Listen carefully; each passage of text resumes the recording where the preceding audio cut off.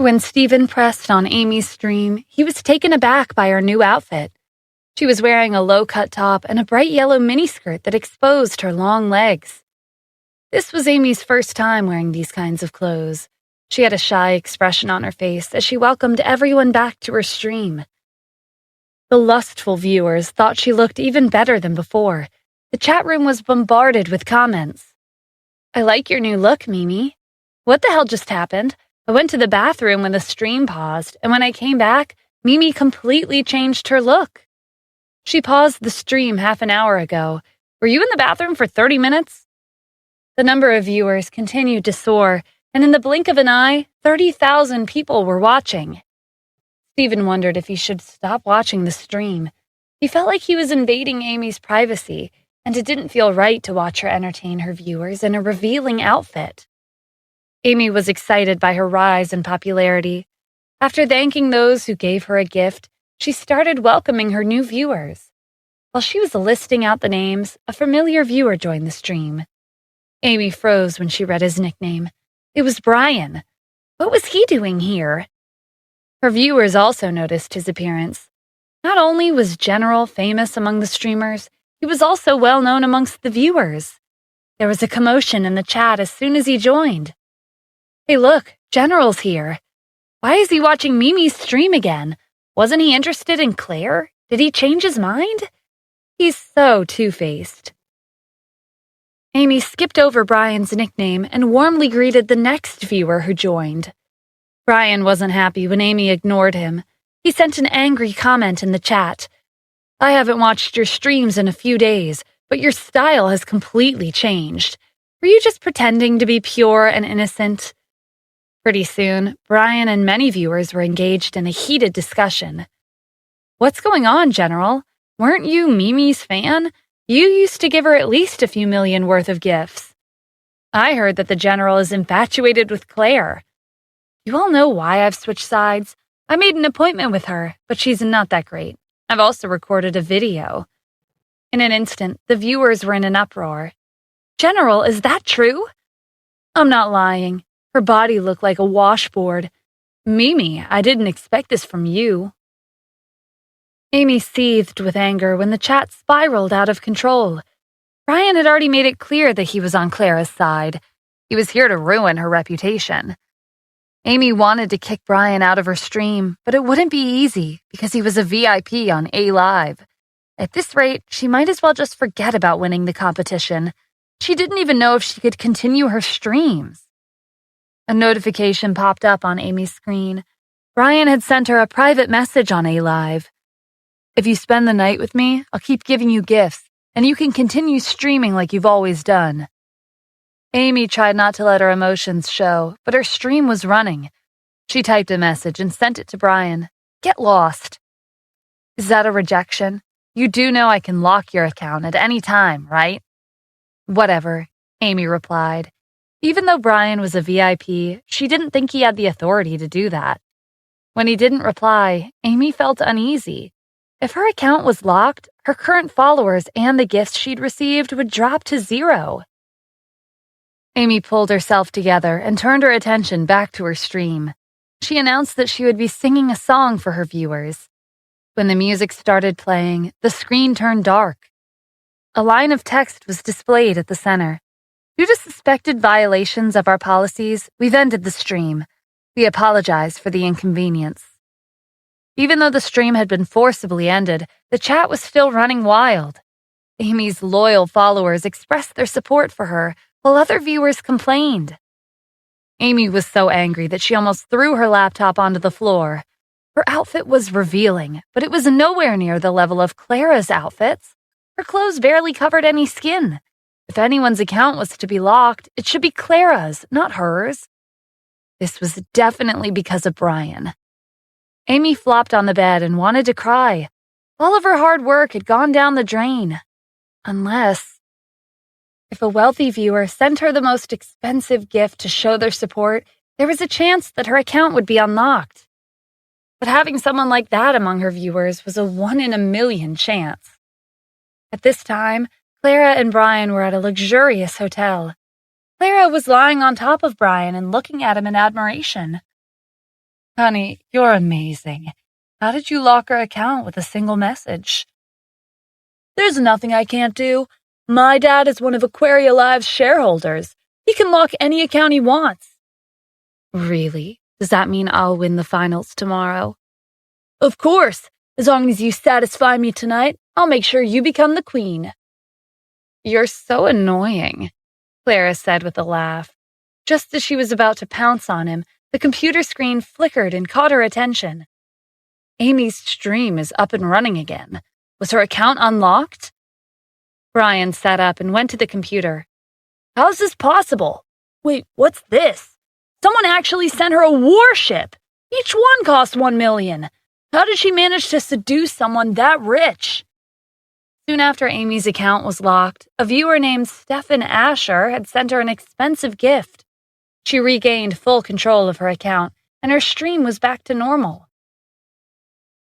Amy didn't expect a wealthy viewer to really appear. Stephen hadn't made any requests. After sending the gift, he left without saying anything. His sweet gesture moved her heart. Amy sent a message in the chat. Stephen, are you still there? But Stephen's profile picture was gray, indicating that he was offline. Amy never sent friend requests on A-Live. It was always other people who added her. But tonight, she decided to send a friend request for the first time. She even added a short introduction. Hi, Stephen. I'm Mimi. Thanks for your gift. Meanwhile, Stephen had just logged out of A-Live. He tossed his phone to the side. One night of streams was enough for him. They were such a waste of energy. But his efforts weren't in vain. Fortunately, sending a $1 million gift to Amy had unlocked her account. As long as she won the competition tomorrow, her mood would improve. If Amy was in higher spirits, then Kim wouldn't have to be so worried about her. Stephen would be happy as long as Kim was happy. The next morning, Natalie, Kim, and Stephen were all having breakfast together. From time to time, Kim would steal a glance at Stephen before looking back down at her food. He looks a little tired today. Maybe he couldn't resist the urge after I gave him that last night. Kim's face burned as soon as this thought crossed her mind. Natalie noticed her strange behavior. What's wrong? Are you not feeling well? Kim glanced at Stephen again. She was afraid that he would catch on to what she was thinking. No, I'm fine. I'm going to work now. Kim grabbed her bag and ran out of the house. Stephen stuffed a slice of bread into his mouth before chasing after her. Kim, wait! I'll drive you to work. In the car, Stephen examined his appearance in the rearview mirror. He noticed Kim glancing at him throughout breakfast. Is there something on my face? No, but Kim gathered her courage and said, You just seem a little tired. Stephen sighed as he recalled the showdown between Amy and the chat on A-Live. Yeah, you don't know how intense last night was. Kim looked away to hide her embarrassment. Was it that extreme? In a softer voice, she added, You have to control yourself. Too much of anything isn't good for you. Stephen was moved by her words. Maybe his wife was finally starting to care about him. On another note, Helen and Harry had been laying low recently. It was strange for them to be this quiet. What's going on at the company? Kim looked out the window and replied absent-mindedly. Don't worry, I'm getting used to the vice president's work. I'm also taking over the Century Garden project soon, and in a few days, me and Harry will be having a meeting with a client. Okay, call me if you need anything. After sending Kim to work, Stephen drove to Global Investment. He had a meeting with Jack today. When Stephen arrived, Jack was already in the office waiting for him. He took a seat and got down to business. Is Garrett almost here? Yes, he just got off the plane. Send some people to follow him 24/7. You don't have to intervene if he tries to investigate me, but if he lays a single finger on the people around me, take action immediately. Yes, sir. Also, I sent you an ID. He has an account on Aquaria Live. Look into him. Stephen had a feeling that Amy's account wasn't locked because she violated A-Live's policies. It was more likely that someone had pulled some strings to ruin her chance of participating in the finals. And that someone was probably a Clara supporter. Jack left the room and returned 10 minutes later. His real name is Brian Alfaro, and his father is a shareholder of Aquaria Live. His family's assets are around $500 million. No wonder he was being so arrogant. Take care of it. I don't want to see them pulling tricks again. Understood. When Stephen left Global Investment after explaining the situation to Jack, he received a call from Kim. Stephen, Amy and I are planning to go shopping. Can you pick her up at the university before picking me up at the company? Sure, I'll see you soon. When Stephen arrived at Amy's university, she started complaining the moment she got into the back seat. What took you so long? My classes ended an hour ago. Stephen shrugged and didn't say anything. On their way to the Cassidy group, Amy kept checking her phone. Seeing that she was in a bad mood, Stephen guessed that Brian and Clara were up to something in secret. What's the matter? None of your business. What's the use in telling you anyway? You don't even come close to my darling Stefan, Amy grumbled. Stephen was so surprised that he stepped on the brakes. Darling? Stefan? This was definitely a sign that streaming platforms weren't for him. One night of watching streams had led to an even bigger mess. Amy was annoyed when her phone almost fell out of her hands. Do you not know how to drive? Sorry, a cat was on the road. When Stephen drove up to the Cassidy group, Kim stepped into the car and sat next to Amy. Why did you want to go shopping today? Kim was looking forward to their trip to the mall because she hadn't gone shopping in a long time. Amy gestured for Kim to come closer. I have a secret that I can't tell anyone but you. Okay, what is it? The more Kim listened, the more surprised she was. What? You're a streamer on Aquaria Live, and you fell in love with one of your viewers? Amy put a finger to her lips. Keep your voice down. Your good-for-nothing husband heard everything. Amy, he's your brother-in-law. Don't talk about him like that, Kim scolded. I'm not opposed to you streaming online, but how do you know that this person is trustworthy? He has to be. When I was in a difficult situation, he used $1 million to help me without asking for anything in return. Okay, I understand. You're an adult now, so you can make your own decisions. I'll support you. Amy leaned her head on Kim's shoulder. Thanks, Kim. I knew I could count on you.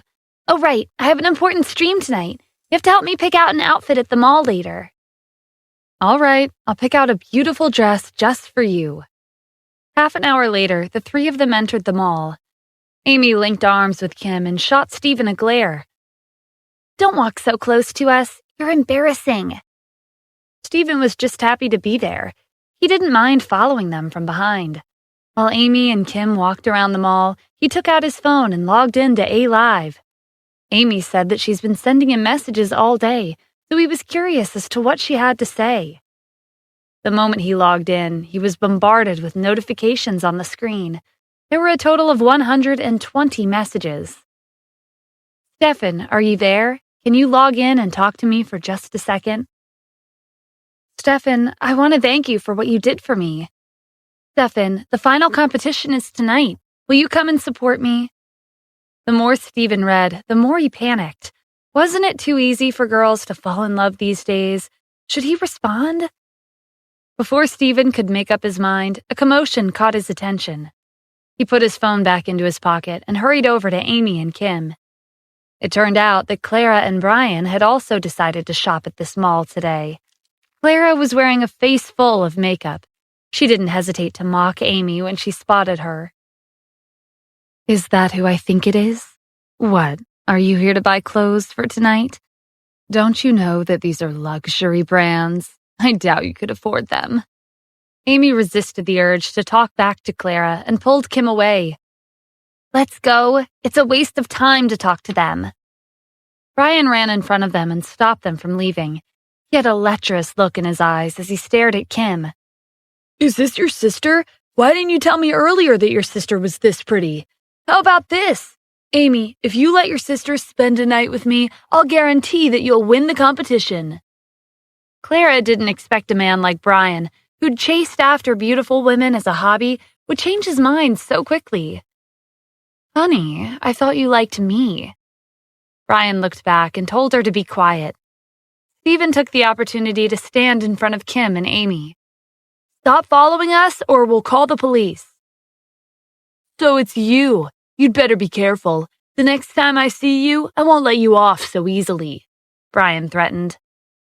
That's what I wanted to tell you, Stephen said coldly. Without another word, he led Kim and Amy further into the mall.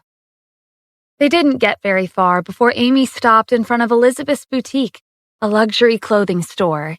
She was captivated by a beautiful dress on display. The sales associate greeted Amy and welcomed her into the store. You have good taste. Our store sells only the highest quality dresses. Each and every one of them are unique. Amy loved the dress. It would be the perfect outfit for tonight. Can I try it on? Of course you can. Before the sales associate could finish her sentence, Clara entered the store and interjected. You clearly don't have the money, but you still want to try it on? How embarrassing. Clara turned to the sales associate. Hey, you, why are you standing there in a daze? Can't you see I'm a customer? Wrap this dress up. I'll be buying it. Amy was on the verge of losing it. Why was Clara always lingering around her? Why are you here? I'm here to buy a dress, obviously. It's first come, first served. Don't you understand this simple concept? I like this dress, so I bought it right away. What's the problem? Besides, you know how much this dress costs? It's over $1,000. Kim and Amy were shocked by the hefty price. Kim was planning on paying for Amy's dress, but she had only around $400. If the dress really cost $1,000, she wouldn't be able to pay even half of the price. They both glanced at the sales associate for confirmation. That's correct. This dress is a limited edition. There's only one of them in the United States, and it costs $2,000. Brian, who'd been quietly watching at the entrance, entered the store and handed the sales associate a gold VIP card. Is this how you treat your customers? Didn't you hear what my girlfriend said? She wants to buy the dress. Go and wrap it up for her. Do you want me to complain to Mr. Russo? The sales associate was nervous when she saw the gold card. In the United States, there were only 10,000 of these VIP cards. This was evidence of his wealth, and from his tone, it sounded like he was acquainted with her boss. The sales associate gave Amy an apologetic look. Miss, I'm really sorry. Could you... No! I found this dress before she did. I'll be the one buying it, Amy said as she took out her phone. Stefan had given her a gift that was worth $1 million last night. After deducting A-Live's share, she would receive around $600,000, which was still a lot of money. Amy had to buy this dress to save her reputation. When she logged into A-Live, she was surprised to see that Stefan was online. Kim, the person I told you about is online. I'll contact him right now. He'll definitely help us. Besides streaming and messaging, A-Live also included a call feature. Amy pressed on the call button on Stefan's profile, and in the next second, a familiar tune sounded from Steven's phone. Amy looked at him in disbelief. Since when were you interested in streams? I didn't know you had an account on A-Live. Whenever someone received a call from A-Live, there would be a unique tone to notify them. Although it was strange that this sound came from Steven's phone at the same time she called Stefan, she wasn't that suspicious. Steven was a freeloader, while Stefan was a millionaire. The difference between them was like the sky and the earth. Kim was also confused. She didn't know Steven liked watching streams. Steven took out his phone, looking nervous. What do you mean? I found a random song on the internet and set it as my ringtone. I'm going outside to take this call. After he left the store in a hurry, Amy didn't bother to hide her disdain. Did you see him panicking just now? He's definitely up to no good. Stop that, Kim said. But on the inside, she suspected that Steven had received a call from Keisha. Why else would he be so nervous? After Steven ran out of the store, he found a corner nearby where no one was around. That was close. He had forgotten to sign out of A-Live because Brian and Clara showed up. Steven looked down at his phone. There was a notification from A-Live. Mimi is calling. Will you accept? There's no way I'm answering, he thought. Right after Stephen rejected the call, the same tune played. Amy was calling him on A Live again. Was there no end to this? Stephen hesitated, but in the end, he decided to pick up to avoid more unexpected situations. Right after he accepted the call, Amy's excited voice sounded from his phone. Hi, Stefan. I've been wanting to talk to you. Stephen opened a voice changer app to modify his voice.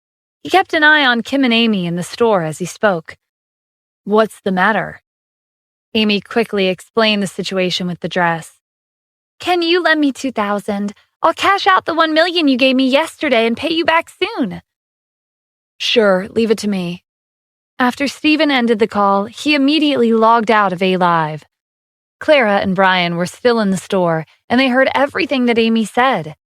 As far as Clara was concerned, Amy was trying to make things difficult for the sake of her reputation. Are you asking your ex-boyfriend for help? Do you really think he'll give you the money? I doubt anyone would be stupid enough to like someone like you.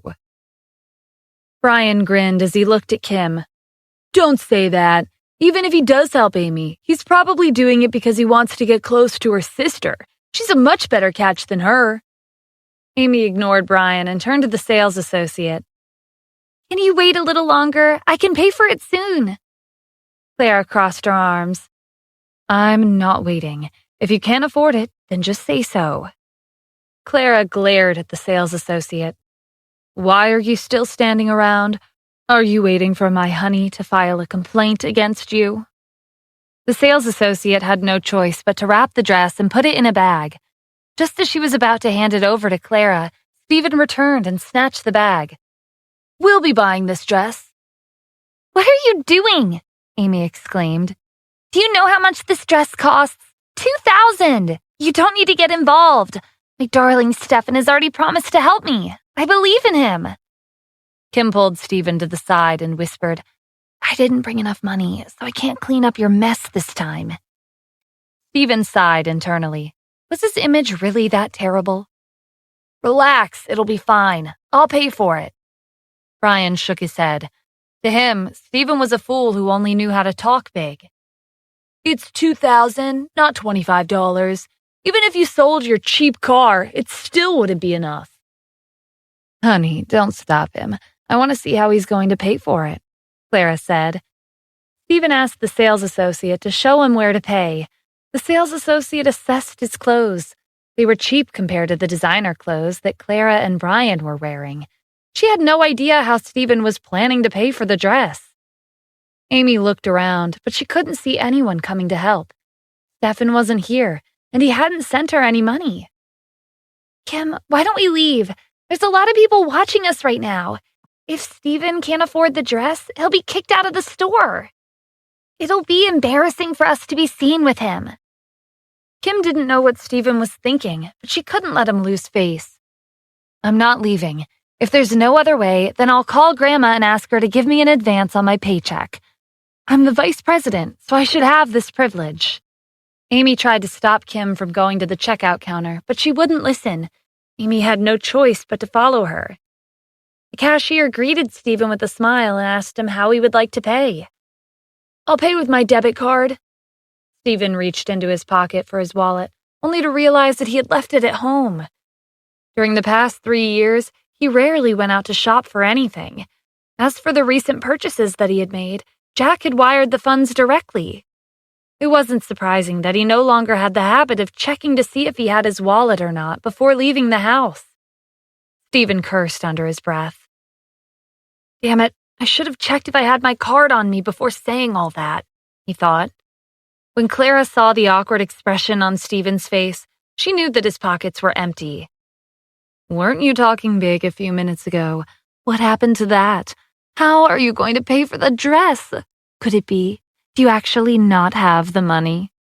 Brian laughed, as if he were watching a comedy movie. Let's sit back and wait for him to be chased out of the store like the trash he is. Kim leaned over and whispered nervously, You didn't forget your card, right?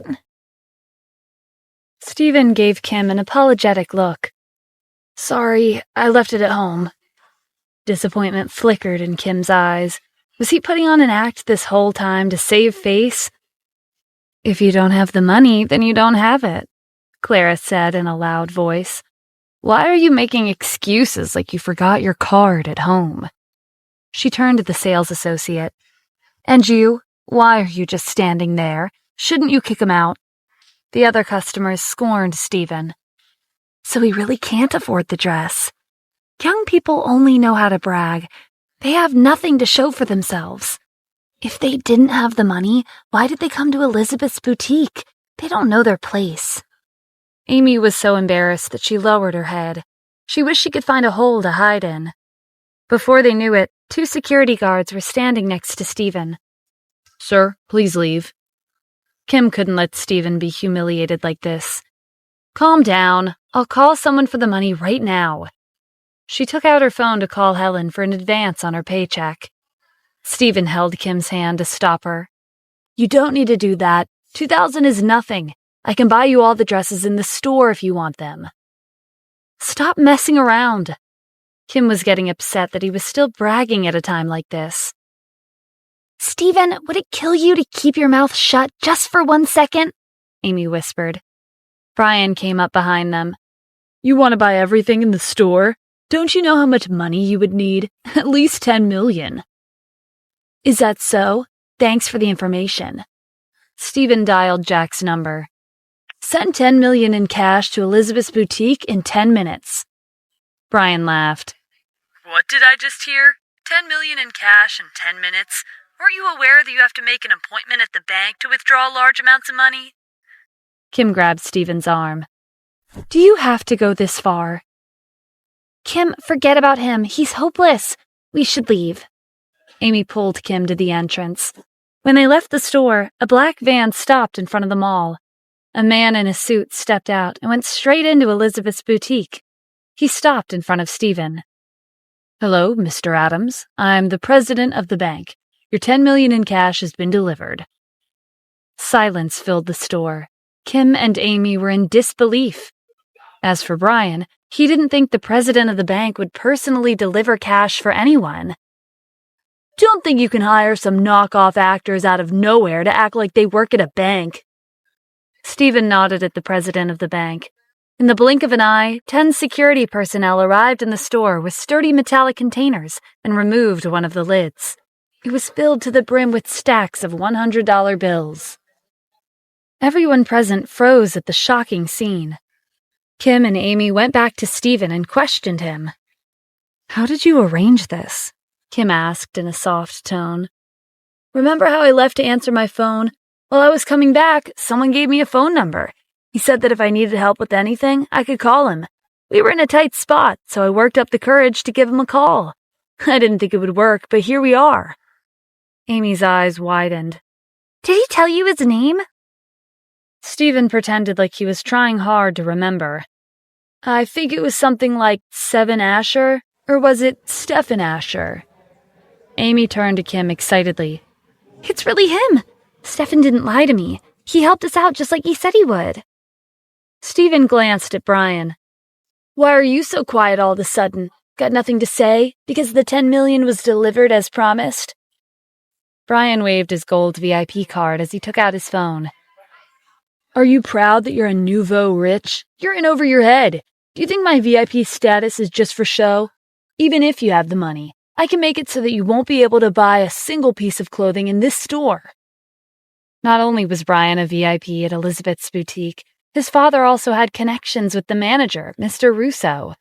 He was confident that Mr. Russo would back him up once he called him over. Before Brian had a chance to give Mr. Russo a call, an authoritative voice boomed behind the crowd. "What's going on? Why are there boxes everywhere?" A middle-aged man with glasses walked over in large strides. As soon as Brian saw him, he put away his phone and went up to him. "Mr. Russo, long time no see. Have you been lately? My dad brought back a special wine from abroad yesterday. If you have some time to spare, you're welcome to come over." "Oh, it's you, Mr. Brian. What's going on?" Brian gestured to the checkout counter. "They're the ones causing trouble. They think they can do whatever they want just because they have the money. They asked the bank to send $10 million to empty out your store. What? That's ridiculous. Mr. Russo looked in the direction Brian was pointing to. His stern expression was replaced with shock the moment he saw Kim. Mr. Russo rushed over to greet her politely. Miss Kim, it's nice to see you. Everyone was dumbfounded, especially Brian.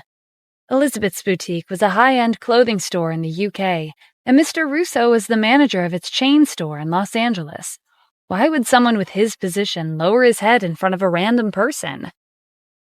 Mr. Russo, did you mistake her for someone else? She may be pretty, but she has no money, and... Mr. Russo silenced him with a glare. Brian, if you disrespect Miss Kim one more time, I won't let it go. As for Kim, she was just as surprised as everyone else. This was her first time meeting Mr. Russo. I don't believe we've met. Are you sure you have the right person? Miss Kim, you must be joking. With your status, I would recognize you anywhere. I apologize for this commotion, Mr. Russo said. He recalled the live broadcast on February 12th. Kim became the successor of the Cassidy family, and she received the $2 billion Moon of the Nile as a gift. Moreover, prominent guests, including Roman, personally attended the press conference to congratulate her. Mr. Russo received an urgent notice from Elizabeth's Boutique's headquarters in the UK. If Kim Cassidy were to ever visit their store in Los Angeles, he was instructed to treat her with the utmost respect. Kim guessed that Mr. Russo was being nice to her because of her wealthy patron. Stephen might be upset if this went on, so she decided to leave as soon as possible. It's fine. Your staff are very polite. We'll be leaving now. Before Kim could leave with Stephen and Amy, Mr. Russo called out to her. Miss Kim, please wait a minute. He shouted at his employees. Pack up all the clothes in the store and have them delivered to Miss Kim's residence. Kim quickly refused him. Thank you, but there's no need for that.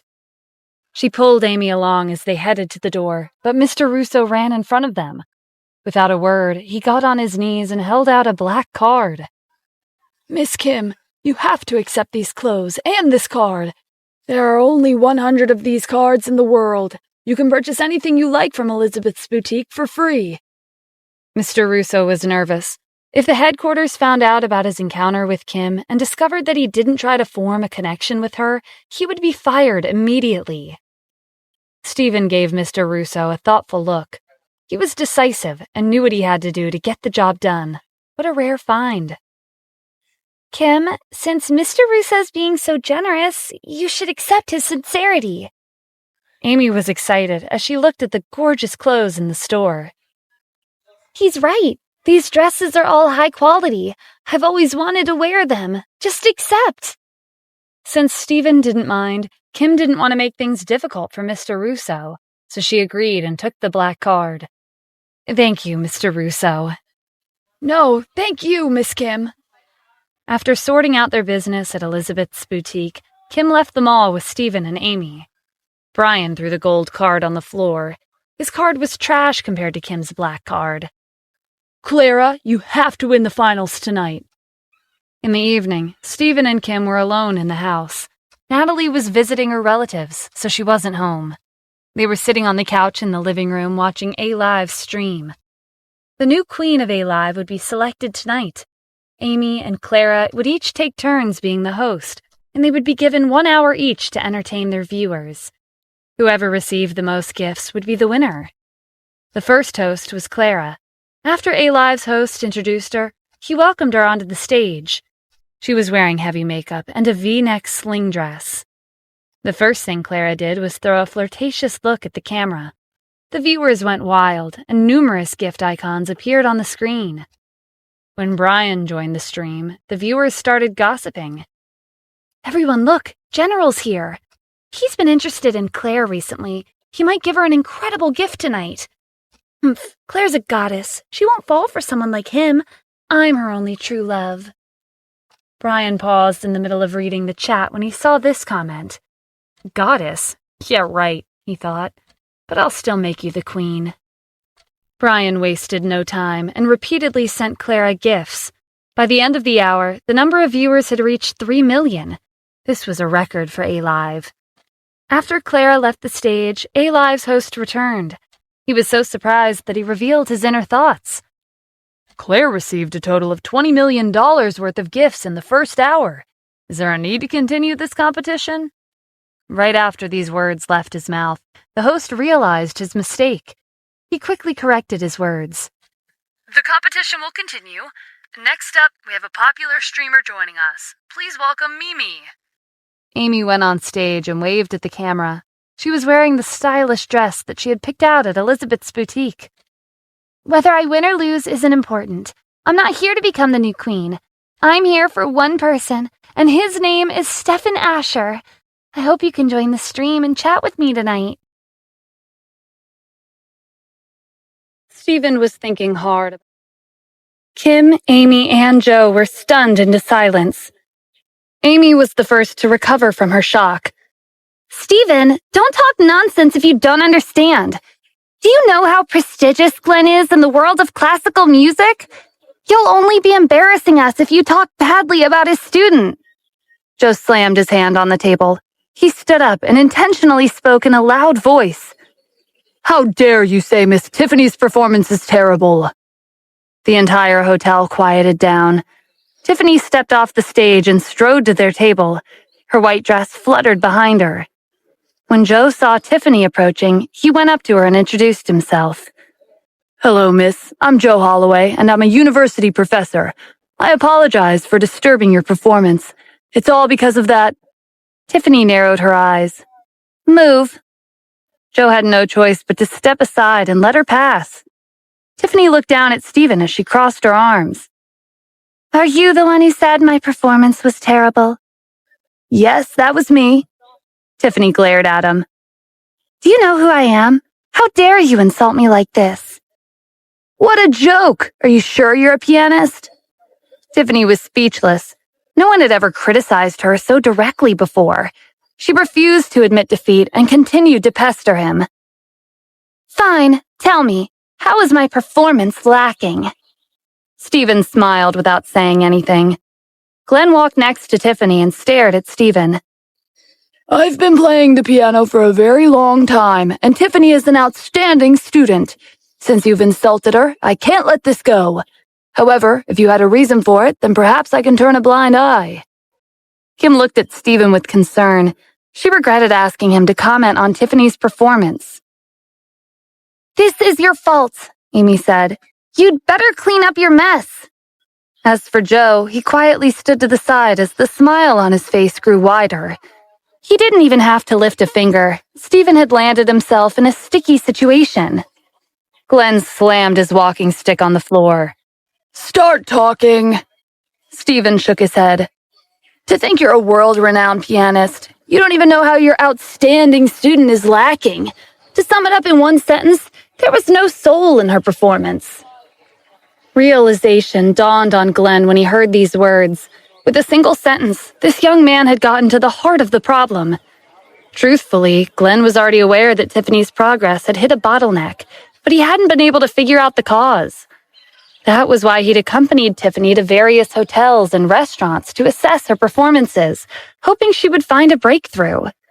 Who would have thought that they would come across this brilliant young man today?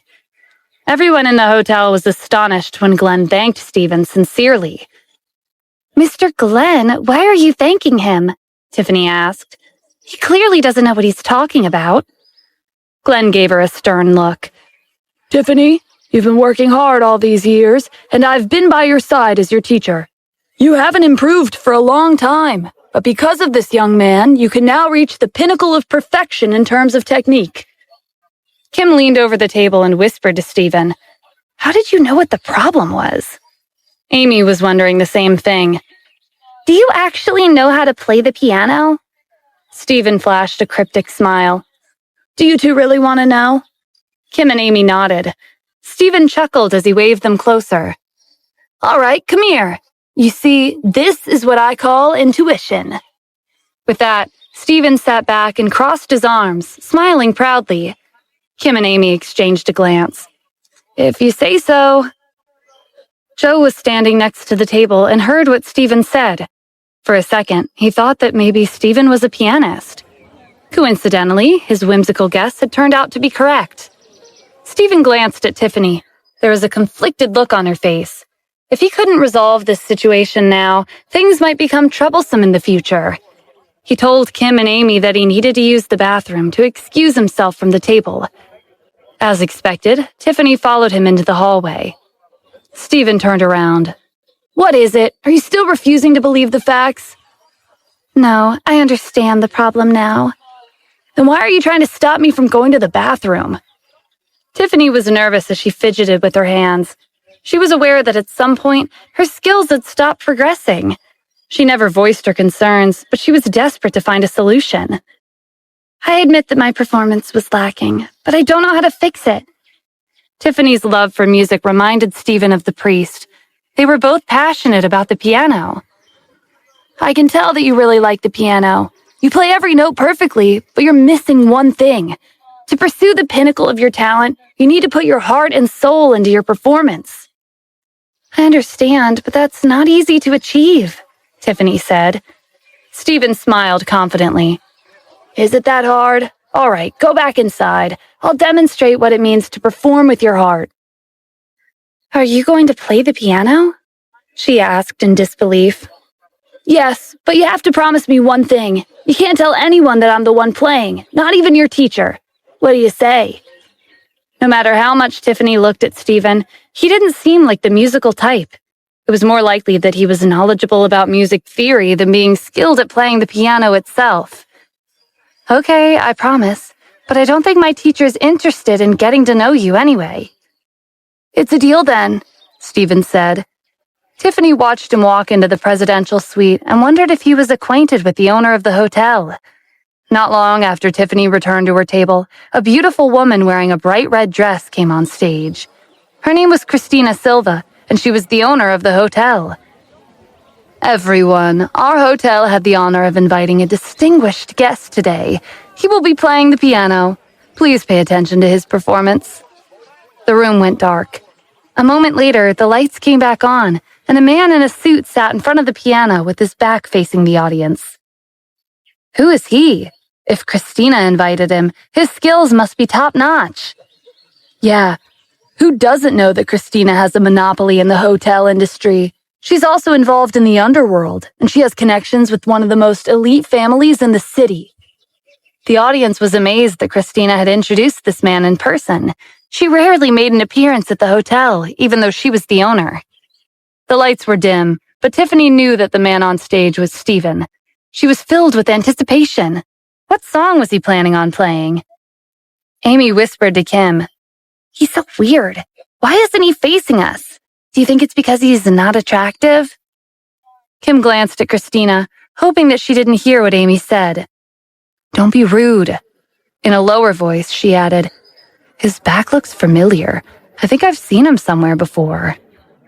What's the big deal, Joe thought. He's only playing the piano. The man on stage began his performance. A soft tune filled the room. With each press of the keys, the tempo gradually picked up. The audience was entranced, and their hearts pounded in sync with the music. Sometimes it was gentle and warm. Then it was lively and upbeat. At other times, it was slow and melancholic. The audience snapped out of their trance when the performance ended. The man stood up and walked backstage, leaving behind an audience still immersed in the musical atmosphere. Stephen's performance brought tears to Tiffany's eyes. Was this the heart and soul he was talking about? Glenn was awestruck by the man's performance. He looked around, but he didn't know where the man had gone. He wanted him to become his teacher. Amy was in a daze. She couldn't get the melody out of her head. That song was magical. I was happy, excited, and sad all at once. I've never experienced this feeling before. Kim nodded in agreement. Me too. I wonder who he is. He's clearly an expert at the piano. All I know is that he's better than Stephen, who only knows how to talk nonsense, Joe said. Just then, Stephen returned to the table and rolled his shoulder. He hadn't played the piano in a long time. After a few minutes, his muscles were already stiff. "Stephen, you just missed the piano performance of a lifetime," Kim exclaimed. Amy had a dreamy look in her eyes. Even though we couldn't see his face, I could tell he's handsome just from looking at his back. If I ever see him again, I'll ask him for his number." Stephen was embarrassed by all the compliments. Was he really that amazing? He could have just been an ordinary person. He probably wasn't that good, right? You're praising him too much. Joe wasn't pleased with what he had said. "What right do you have to say that? Speaking of which, what a coincidence. As soon as the pianist finished playing, you came back. Were you afraid of being humiliated by him? Is that why you hid in the bathroom?" "Stop running your mouth," Stephen said. Joe was about to lose it until he saw Tiffany standing not too far away from their table. Tiffany and Glenn were well-known pianists. They wouldn't let a nobody like Stephen insult a talented pianist. Joe ran up to her. "Miss Tiffany, did you hear that? That uncultured man at my table insulted the pianist who just performed. If you tell your teacher, I'm sure I'll teach him a lesson." "Did he really do that?" Tiffany asked. "Yes, I'm telling the truth." Tiffany glanced at Stephen before giving Joe a contemptuous look. "You don't know anything." She turned around and left with Glenn, leaving Joe standing awkwardly by himself. Amy was surprised when Tiffany ignored Joe. "What's going on? Why is she helping Stephen?" "Maybe it's because he pointed out the problem in her performance," Kim said. "Fine, it's true that he got lucky this time, but if this happens again, I won't let it go." From Amy's point of view, Stephen almost caused a huge mess today. If he had guessed incorrectly about Tiffany's flaw, who knows what could have happened? Christina went up to their table and held out her business card. "You must be Kim. This is my card. If there's ever anything you need help with, don't hesitate to come find me." When Christina met Stephen's gaze, she lowered her eyes. Kim was taken aback. Christina was famous in the hotel industry and the underworld, but here she was, offering her business card like it was no big deal. "Thank you, Miss Christina." After Kim accepted the card, Christina left the room. Why did she give me this? Amy had a complacent look on her face as she stared at the card. "You're awesome, Kim. If Christina has your back, everyone would think twice before plotting against you." When would I even need to call her for help? "Anyway, let's get going," Kim said. She left the hotel with Amy and Stephen. When Amy got in the car, she remembered that they were missing someone. She pushed the door open just in time to see Joe standing outside the hotel looking pitiful. Amy rushed over. "Professor Holloway, are you okay?" "I'm fine, thank you," Joe mumbled. He was originally planning to bring Kim home today, but not only had he embarrassed himself, he had even offended Tiffany. "Would you like a ride?" Amy offered. "No, that's fine. Please tell Kim that next Monday is our class reunion, and she has to come no matter what. The location will be decided soon." Joe glanced at Kim before hurrying away. He didn't want her to see him looking so miserable. Amy sighed as she walked back to the car. She had failed to get on Joe's good side, so she could only pass on his message. "Kim, Joe said that your class reunion is next Monday. You have to attend." Kim couldn't resist the pleading look in Amy's eyes. "Okay, fine."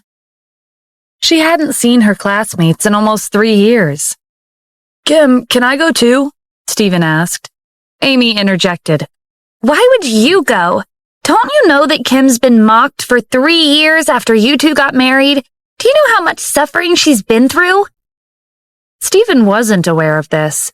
That explained why he'd never heard of Kim's class reunion. Since this was the case, it was time to change her classmates' impressions. Next Monday, he would make all of Kim's classmates envy her.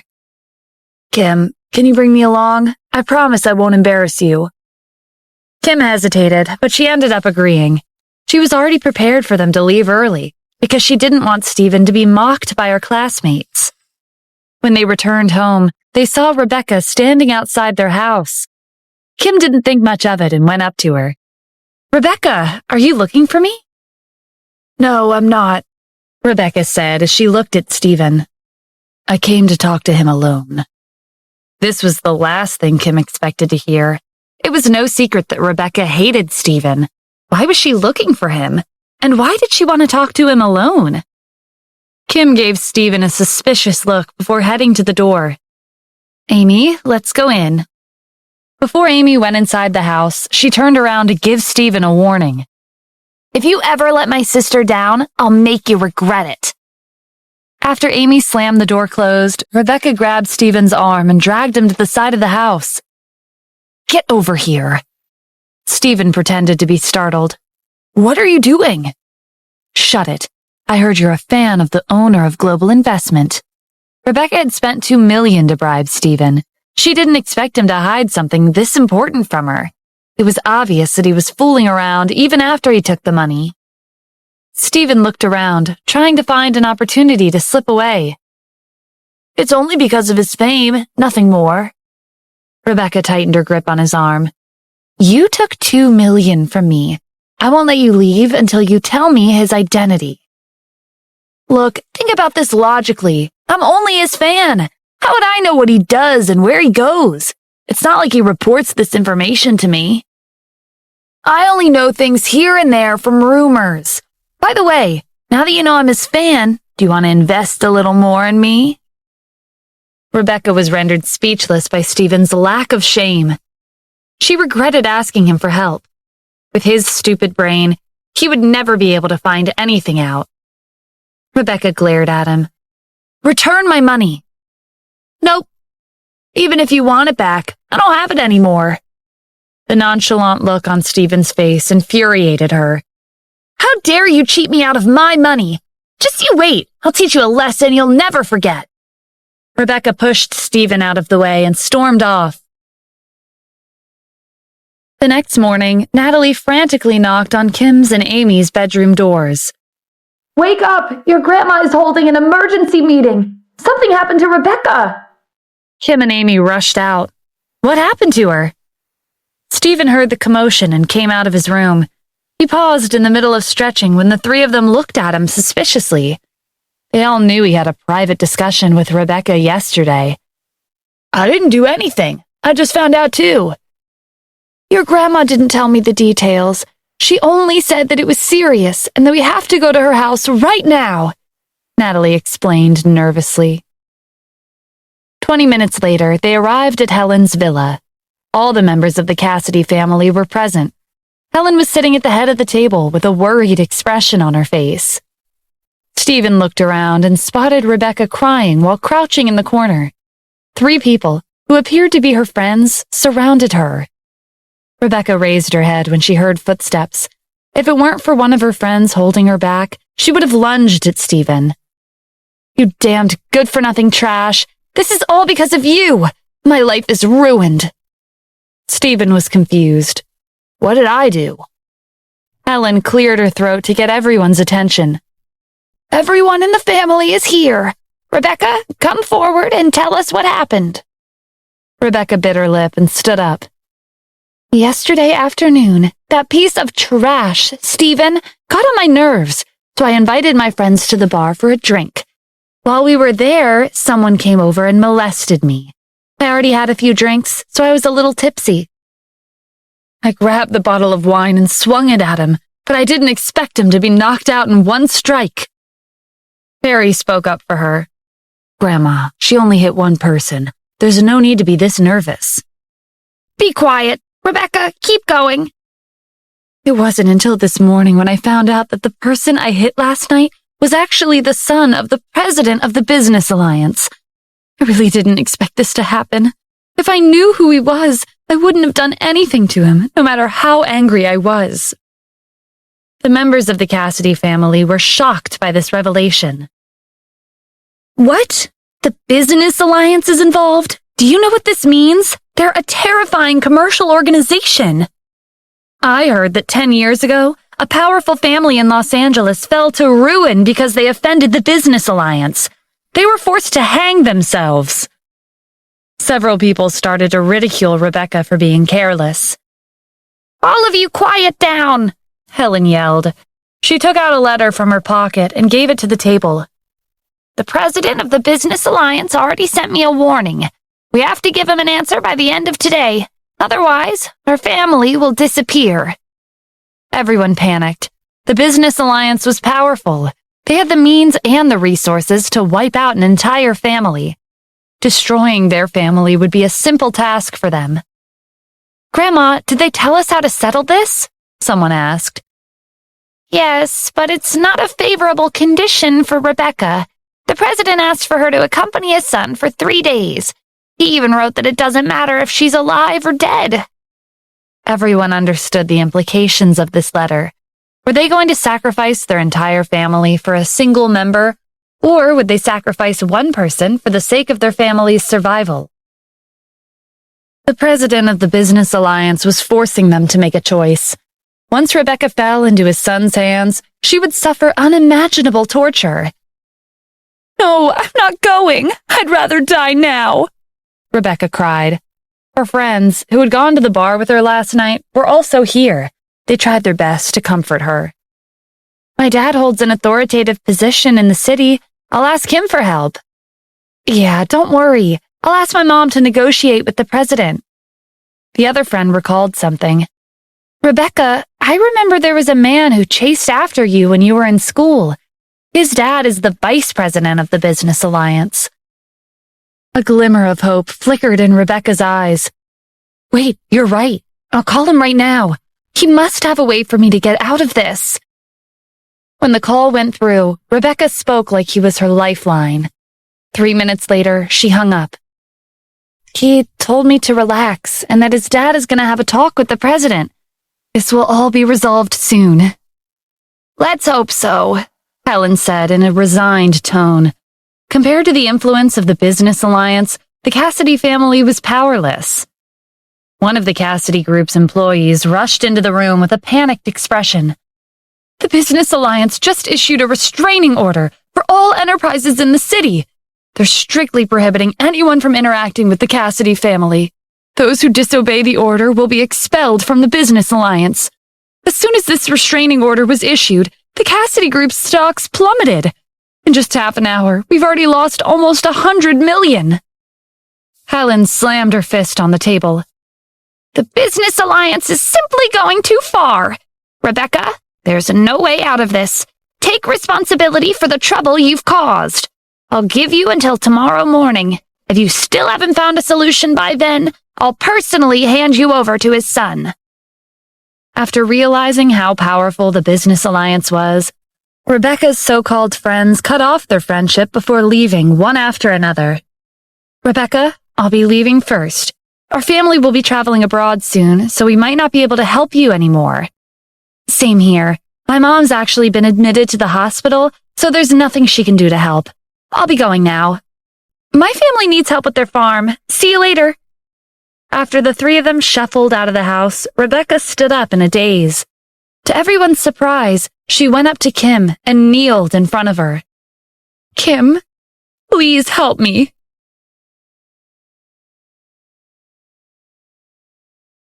"You want me to save you?" Kim asked in surprise. Rebecca had always treated her like she was an enemy, but now she was throwing her pride away and asking her for help. But this involved the president of the Business Alliance. How could she save Rebecca? "Yes, you're the only one who can help me. You have the owner of Global Investment on your side. If he's willing to help, the Business Alliance is nothing." To Rebecca, the owner of Global Investment was her only hope. There was nothing she wouldn't do when her life was on the line. Even if she had to die, she would never give herself to that perverted man from last night. Kim glanced at Stephen. She was worried that he would misunderstand her connection with their patron. "Rebecca, I don't know him, and even if I do reach out to him, he might not want to help." "How could you not know him? He gave you the Moon of the Nile and the villa. Who do you think you're trying to fool?" "Okay, I understand. You hate me and you want me to die." Rebecca stood up when an idea crossed her mind. "We're all members of the Cassidy family.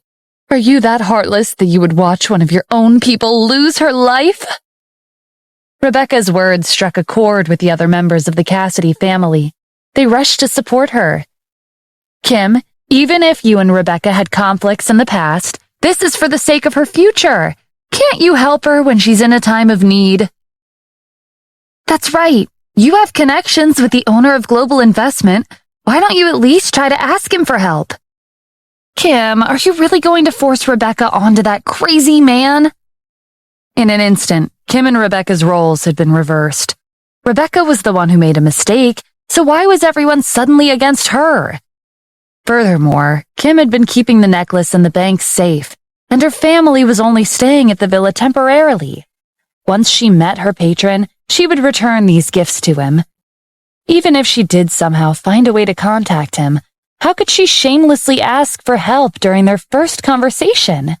And there was no guarantee that he would agree to her request either. Helen, who had been silent for a while, chimed in. Kim, blood is thicker than water. Even though I named you as the successor at the press conference, the end result will depend on your contributions and the family's wishes.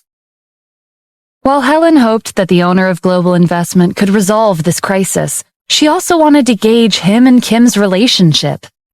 Stephen whispered into Kim's ear, Since that's what Grandma wants, just say yes. Who knows? Maybe the owner of Global Investment will agree to help. Anyone with common decency would save a woman from an evil man's schemes. We can't let situations like this keep happening. Kim couldn't understand what was going on through his head. Even if Stephen did trust her, how could he not suspect her of having an affair with her patron when everyone around them was making these accusations?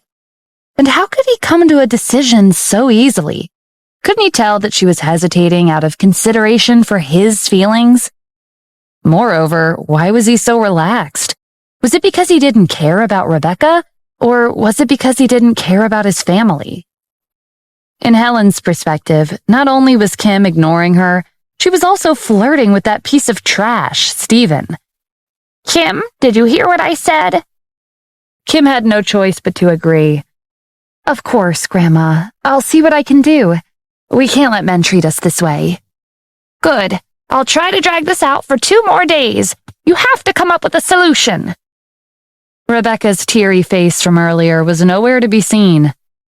Kim, if you don't try your hardest to help me and something happens to me, everything will be your fault. After returning home, Natalie's expression turned sullen. How did things turn out like this? Why is everyone putting the blame on you? Amy was also concerned. She logged into A-Live to see if she could ask Stefan for help, but he hadn't been online since she won the competition. We've never seen the owner of Global Investments before. We can't ask him for help if we don't even know how to contact him. I know that, Kim replied impatiently. She was already annoyed that Stephen had told her to say yes to Helen's demands, but she was exasperated when she saw him sitting on the couch watching TV like nothing had happened. Stephen, do you have a plan? Of course I do. I'll go out and buy a bottle of cheap wine later. I'll have it delivered to that president or whoever he is. He'll realize his mistake and happily apologize. The fact that he thinks he can treat women this way is despicable, Stephen said. Kim was so shocked that she couldn't say a word. Was this the reason for his confidence during the meeting? He thought the president of the business alliance would be bribed by a bottle of cheap wine? And he would even go as far as to apologize? Keep dreaming, Stephen, Kim thought. She was so mad that she wanted to snatch that remote out of his hands and turn off the TV. Before Kim could give in to her anger, the doorbell rang. When Stephen went to open the door, he was surprised to see that it was Joe. Joe was dressed more extravagantly than the last time he saw him, and a pile of expensive gifts were in his arms. Amy stood up from the couch and waved. Professor Holloway, you're here. Come in and have a seat. Mom, this is my professor. I missed a lot of classes, so I asked him to come over and help me with my studies. Joe treated Stephen like he was invisible and walked past him into the living room. Joe was fascinated by the luxurious furnishings, but it made him more resentful of Stephen. He had nothing going for him, but he somehow married a beautiful woman like Kim. He was even living in this fancy villa for free. Joe greeted Natalie and gave her the gifts he brought. Natalie had a good impression of him. Thank you, Professor Holloway. I have some business to attend to, but please treat this place as your own home. Enjoy your stay. After she left, Joe took a seat on the couch. He noticed that Kim and Amy seemed worried about something. Did something happen? Amy decided to tell Joe the situation with Rebecca and the business alliance, because he might have a way to get them out of this mess.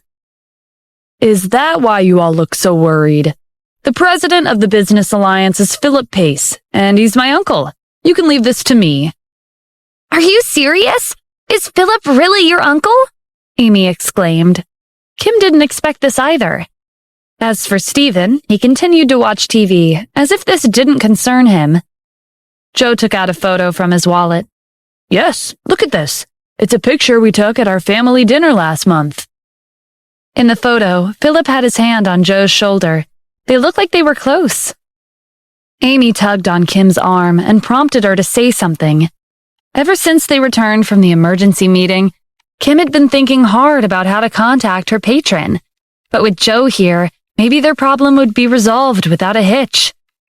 Thanks, Joe. You're a big help. Please let your uncle know that we'll pay for his son's medical bills and provide compensation. We only hope that this whole mess can go away. Joe could tell that Kim's attitude towards him had improved slightly. This was a once-in-a-lifetime opportunity. He would show Kim that he was a much better option than Stephen. Don't worry, I'll do what I can. Stephen didn't miss the complacent glances from Joe. So what if he's your uncle? I bet my bottle of wine will be more helpful. Amy crossed her arms. You're the one who encouraged Kim to agree to Grandma's demands at the meeting, but when we came back, you didn't even have a solution. Professor Holloway is offering to help us.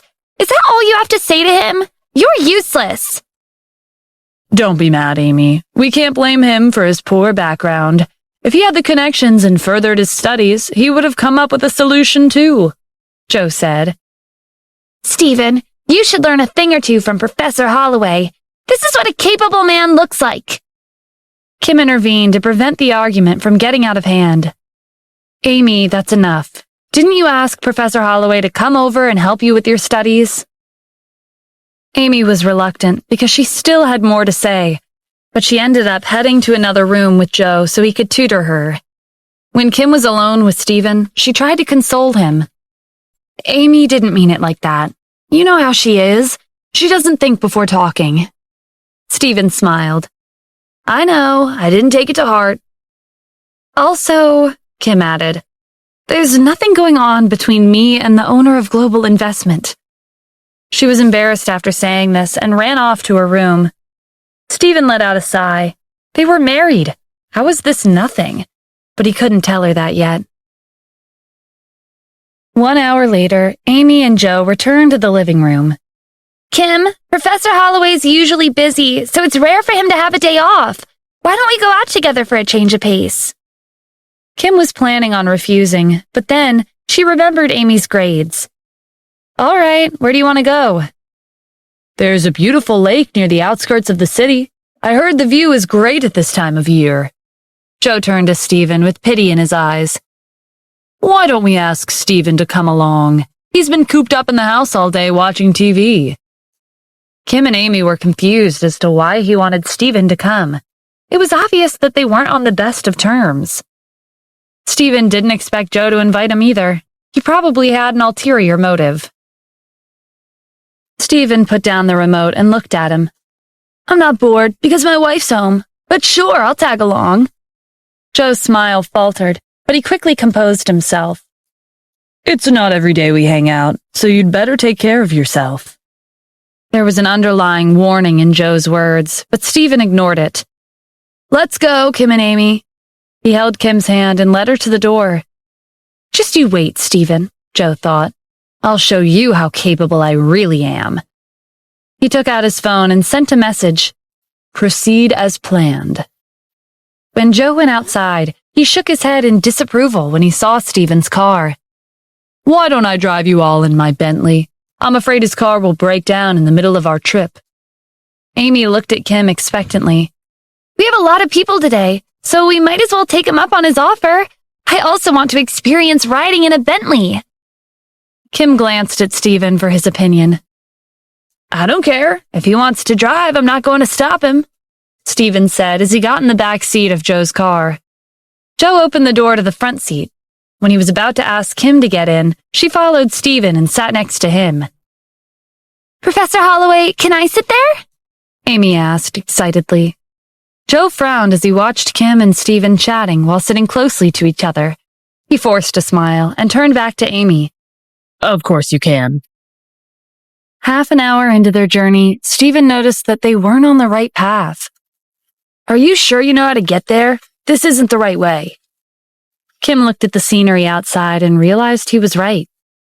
It's a shortcut. It'll save us half the time, Joe answered absent-mindedly. He glanced at his watch and wondered why it hadn't shown up yet. In order to get back at Stephen and get closer to Kim, he had spent a lot of money to hire a group of local thugs. According to their plan, Joe would let Stephen make the first move. Then the thugs would ruthlessly beat him up. Towards the end, it would be his time to shine. He would show off his taekwondo skills and become the hero who would save the heroine. Joe finally spotted a group of thugs when he drove to the intersection. He stepped on the accelerator and sped towards them. At the last second, he stomped on the brakes, and the car came to an abrupt stop right in front of them. The group of 4 thugs surrounded the car. One of them knocked on the window next to Joe. Get out of the car now!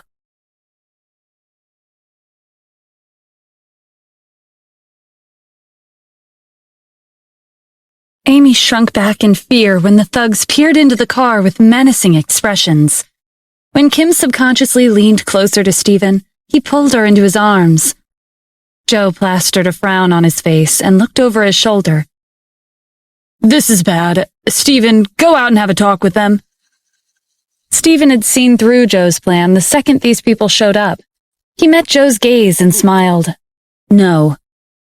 Joe didn't give up and continued to persuade him.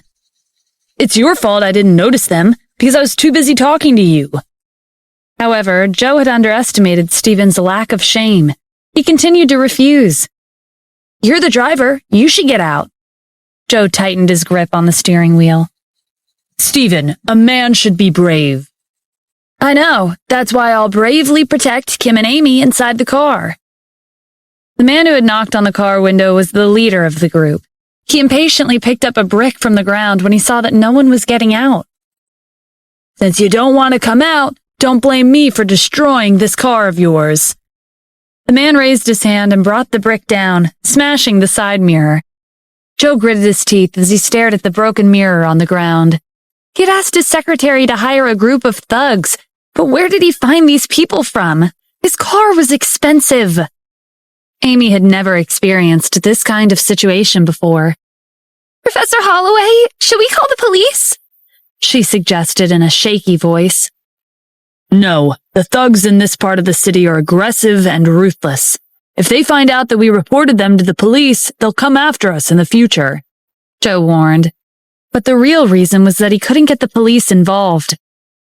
There was a chance that these thugs would sell him out. If the police discovered that they were working together to cause trouble, he would be arrested as well. Joe looked at Stephen in disdain. You guys wait in the car. I'll go out and reason with them. Amy saw that Stephen had no intention of moving. Can't you even be 1/10 of Professor Holloway?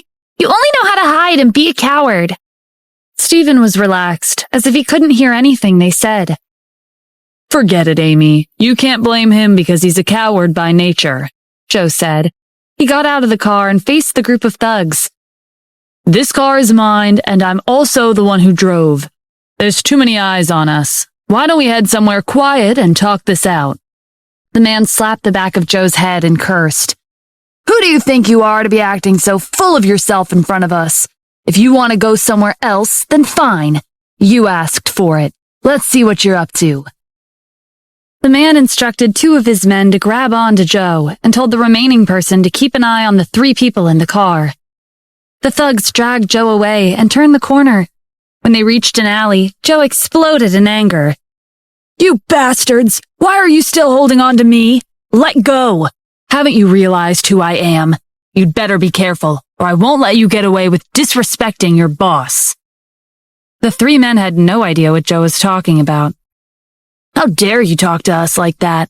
And since when were you our boss? Joe pushed them away. You don't want the money anymore? Just because you've set a reputation for yourselves, thugs will always be thugs. Don't think you're worth anything. If you know what's good for you, listen to your boss." The leader of the group didn't feel the need to keep talking. He punched Joe in the stomach. Joe gasped and fell to his knees in pain. What was going on? The man instructed his underlings to beat him up. One by one, they each took their turn to punch and kick him. Joe finally came to his senses when they stepped away from him. These weren't the lowly thugs that his secretary had found. They were part of an influential group in the underworld. "I was wrong. The man in the car is my boss. He's the one who ordered me to curse at you." The leader of the group told the other two men to drag the boss in question to the alley. It wasn't long before they came back with Stephen. The man prodded Joe's head. "Are you the one who told him to mess with us?"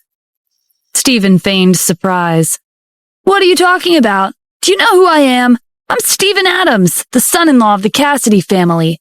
Haven't you guys heard of me?" "So their family's son-in-law really was a pretty boy," the man said. He slapped Joe twice in the face. "Hey, how dare you lie to me?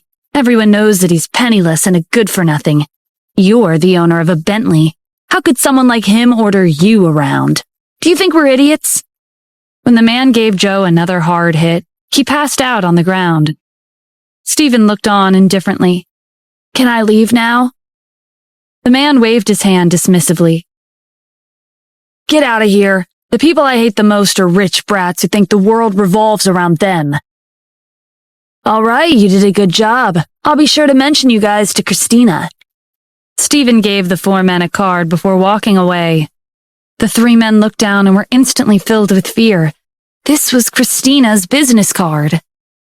Amy looked around worriedly when Stephen returned to the car alone. "Where's Professor Holloway?"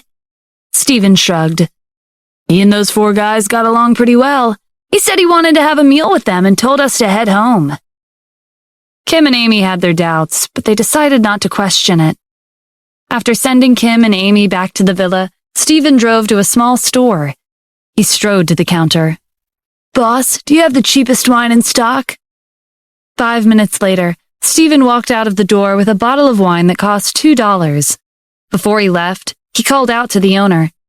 "Boss, if you lied to me and there's a cheaper wine at your store, I'll come back and return this."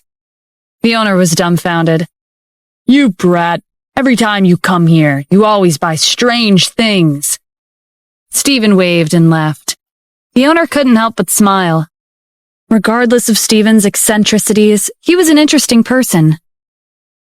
Sometime later, Stephen arrived at the Business Alliance's headquarters. A security guard blocked his way when he was about to enter. "May I ask who you're looking for?" "I'm looking for Philip." The security guard's expression darkened when he noticed Stephen's cheap clothes.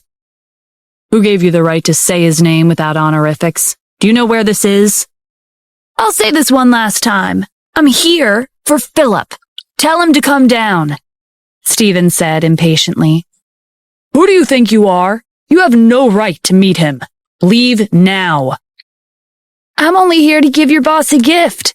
You forced my hand, so don't blame me for what happens next." Just as Stephen was about to force his way in, a car drove up to the entrance.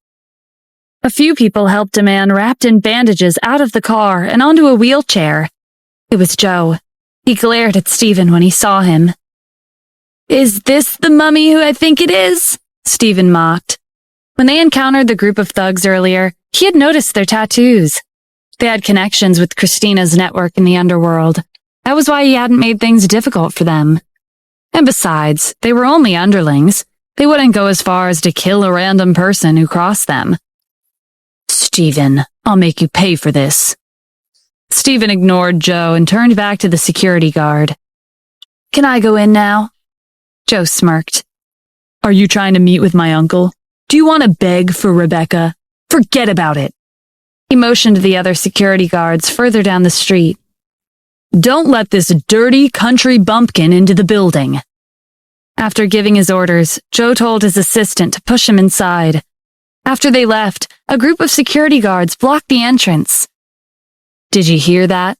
This isn't a place just anyone can enter." "Then go and report to your boss that Stephen Adams is here. Tell him to come down and see me immediately." The security guards laughed. So, you're the son-in-law of the Cassidy family. I heard your wife received an expensive necklace and house from the owner of Global Investment. How many times did she sleep with him to get him on her side? Without warning, Stephen punched the security guard across the face and sent him flying. He landed on the ground several feet away. The other security guards surrounded Stephen. You bastard! You're making a mistake. If you won't leave, then we'll have to use force. The security guard on the ground called out to his colleagues. Beat him up for me. Stephen sighed and took out his phone to make a call. At this time, Joe was with his uncle in his office on the 88th floor. Philip was worried when he saw how badly Joe was injured. Joe is his sister's son, and he was very fond of him. What happened? Did someone do this to you? Tell me who did this. I'll get someone to take care of them.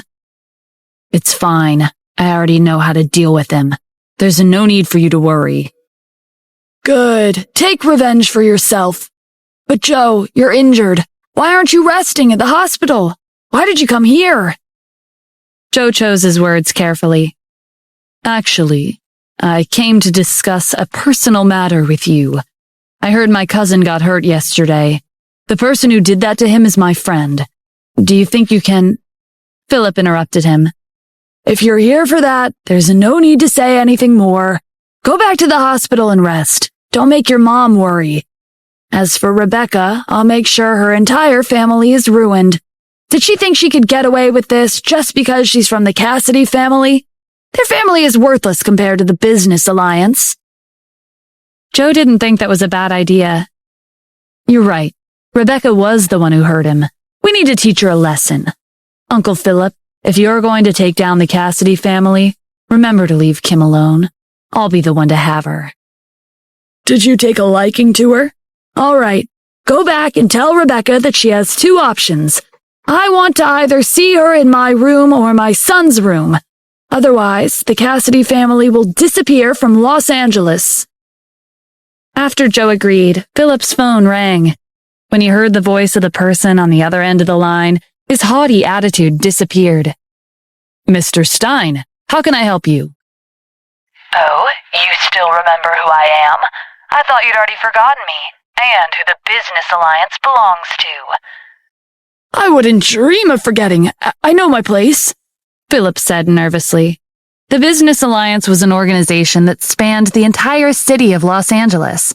They were the lifeline of all of the enterprises. However, he wasn't the one in charge. It was the palace. If you know that, then hurry up and go downstairs to meet the person waiting for you. Whether you survive or not will depend on him. Philip started panicking when Jack hung up. He called the front desk and asked them if there was really someone who wanted to meet with him. Mr. Pace, you don't have to worry about him. He's just some random passerby looking for trouble. We'll take care of it. Philip shouted into his phone. Are you guys out of your mind? You're going to get me killed!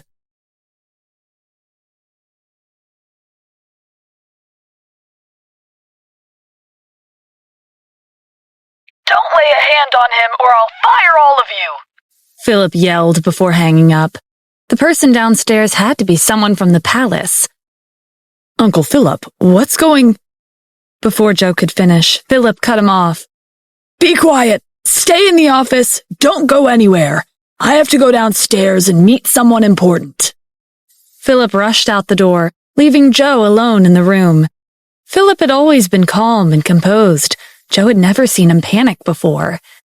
He thought of Stephen. Could it be? Was Philip panicking because of him? As soon as this thought crossed his mind, Joe dismissed it. No, it couldn't be. Stephen was incompetent and useless. Philip would never be afraid of him. At this time, the security guards were questioning the receptionist, who had just gotten off the phone with Philip and hurried outside. Are you sure Mr. Pace instructed us to leave him alone? Yes, and he sounded really mad. He even said he would fire us if we touched him. The security guards exchanged nervous glances before looking at Stephen. They almost made a huge mistake. When the elevator doors opened, Philip ran across the lobby and rushed out of the building. He took a second to catch his breath before yelling at the security guards. What do you think you're all doing? Why are you surrounding him? Get out of the way! Everyone, with the exception of Stephen, held their breath when they saw Philip. When the security guards stepped aside, Philip got onto his knees in front of Stephen. He was too afraid to even look him in the eyes. Hello, sir. Everyone was dumbfounded. Philip never bothered to go downstairs to greet anyone, not even when the head of the elite families came to visit. He would sit in his office and wait for them to come to him. But now, Philip was actually on his knees because of a nobody like Stephen. Do you already know who I am? Stephen asked. Philip kept his head lowered. No, I don't, but I do know that you're someone I should respect. Stephen couldn't afford to let that many people know about his identity right now. There's too many people here. Take me somewhere we can talk privately. The two of them went to the back of the building where no one was around. Stephen gave Philip a cold look. I'm here to tell you two things. One, tell your precious son to leave the city. I don't want to see him again. 2, visit the Cassidy family tomorrow and apologize. That's not that difficult, right? Stephen didn't want to interfere with the palace's internal affairs right now. Otherwise, he would have kicked Philip out of the city along with his son. He couldn't stand men who treated women violently.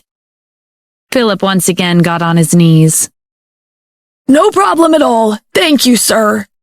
He was relieved that Stephen was letting him off easy. At the same time, he was envious of the Cassidy family. They were lucky to have the support of someone from the palace. Also, I'm keeping my identity a secret for the time being. If you tell anyone, be prepared for the consequences. When Stephen was about to leave, he remembered something. He took the bottle of wine out of the bag and tossed it at Philip. This is for you. Finish it well. By the time Stephen went home, Amy had returned to her dorm to prepare for midterms. Kim was in the living room, chatting with someone he didn't recognize. Oh, Stephen, you're back. Where did you go? Let me introduce you. This is my friend, Caitlin. She was my classmate when I was in college. She's been away from the city for the past 3 years, and she only recently came back. Caitlin mocked Stephen. So, you're Kim's good-for-nothing, freeloader husband. Kim and Caitlin were best friends, but Caitlin always believed Stephen had ruined Kim's life and her chances at happiness when they married. Stephen smiled in return. He didn't want to make things difficult for Kim by talking back. Hey, watch it, Kim warned as she tugged Caitlin's arm in annoyance. Did I say anything wrong? He barely brings home any money, and he's always wandering around out there. Isn't that the definition of a freeloader? Caitlin had more to say, but she decided to drop it when she saw that Kim was getting upset. Oh yeah, I heard that Joe's interested in you. He's from a prestigious family, and he's also a professor at such a young age. Don't you think he's a good catch? Don't talk nonsense. I'm married, and Joe isn't my type. Whether he's your type or not, he likes you. I heard he's trying his best for the reunion next Monday. He's preparing a surprise for you. Caitlin was talking loudly on purpose so Stephen would hear her, but he didn't look bothered. He continued to watch TV as if they weren't talking about another man trying to go after his wife. Kim gave Stephen an apologetic look. Caitlin, if you keep talking nonsense, I'm really going to get mad. Before they could continue their conversation, Natalie rushed into the house. What's wrong, Mom? Natalie took a deep breath to calm down. All of you should be careful when you go outside. Do you know Christina Silva? She's famous in the underworld. I heard she's got into some kind of conflict with several powerful people. There's been so many thugs on the streets these days. Stephen kept his eyes on the TV, but he was contemplating what Natalie said. Los Angeles was the largest city in California, and Christina's network in the underground was extensive. But it didn't make sense for her to feud with random people all of the sudden. Unless there was something or someone in the city these people wanted to get their hands on. The next day, Helen held another meeting to discuss Rebecca's situation. Kim, have you contacted the owner of Global Investment yet? Grandma, it's only been one day. I'm still trying to think of a solution. Rebecca jumped out of her seat. What did you say? You're still trying to contact him? Kim, do you want to see me die? If I get sent to that disgusting man's house, I'll never let you get away with this. Helen also wasn't happy with Kim. After yesterday's meeting, she had put aside her pride and begged for Philip's son to forgive Rebecca. One day had passed, but Kim didn't make any progress. Explain yourself, Helen demanded. Kim glanced at Stephen for help. After all, he was the one who had confidently told her to agree with Helen's demands. But Stephen didn't seem interested in the conversation. He was eating the snacks on the table without a care in the world. I really don't know how to contact him, Kim said. But the president of the Business Alliance has a nephew, and I've asked him for help. Maybe he can turn things around. I don't care what you've done. I only want results. Give him a call right now. Stephen pointed to the door with a smile. There's no need to call him. He's here. Joe arrived in a wheelchair with Amy pushing him into the house. Kim's eyes widened when she saw Joe wrapped in bandages. He was fine the last time she saw him. Joe, what happened? Joe glared at Stephen. Next Monday, he would make Kim his. It's nothing serious. I just need to rest for a few days. I'll be fine by next Monday for the class reunion. Kim, we're not having this meeting so you and him can reminisce about the old days, Rebecca said impatiently. Hurry up and ask him how it's going. Helen greeted Joe politely because he was Philip's nephew. Excuse me, how should we address you? Joe introduced himself proudly. It's nice to meet you, Miss Helen. I'm Joe Holloway. I'm a professor at Amy's University, and I'm also Philip Pace's nephew. I apologize for getting straight to the point, but could you give us an update on Rebecca's matter? Helen asked. Kim spoke up when Joe looked at her. You can tell us. Whether you succeeded or not, I'm still grateful to you all the same. Ever since I promised Kim that I would take care of it, I've been treating this as an urgent issue. Yesterday, I personally went to the Business Alliance headquarters to meet with my uncle. He was really angry because he cares a lot about his son. I tried to persuade him to forgive Miss Rebecca for making a mistake, and I also passed on Kim's message that the Cassidy family would compensate for the medical expenses. My uncle was actually ready to settle the matter peacefully, but who would have thought? Joe paused and stared at Stephen. Let's see how you talk your way out of this one, he thought. Helen was relieved when she heard that Philip was planning to let it go. Please continue. Who would have thought that someone would show up unannounced? He made my uncle so angry that he changed his mind. My uncle even said that he would make the Cassidy family pay. What? Who was it? It was Stephen. He barged into my uncle's office and cursed at him. He said the Cassidy family is more powerful than the Business Alliance, and he threatened to harm his son. Helen stood up and glared daggers at Stephen. If you married into our family, that means you represent us. Why did you go there and say something that crazy? Rebecca rushed in front of Stephen. You piece of trash! You intentionally forcing me into a corner, aren't you? Before she could grab his collar, Kim intervened. Stephen, is that true? Stephen leaned over the table and casually reached for another snack. Half of it? Only half of it? Joe echoed. Let me ask you, did you go to the Business Alliance headquarters yesterday? Yes, I did. I went there to give your uncle a gift. That bottle of wine cost me $2. Stephen made it sound like it had cost him a fortune. Kim sat back down and massaged her temples. Why was he always causing trouble for her whenever she was in a difficult situation? But that's not all, Stephen said. The answer Philip gave me was very different from how you made it out to be.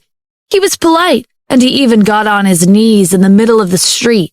He said my gift was exceptional, and that he would visit the Cassidy family today and apologize. Silence filled the room.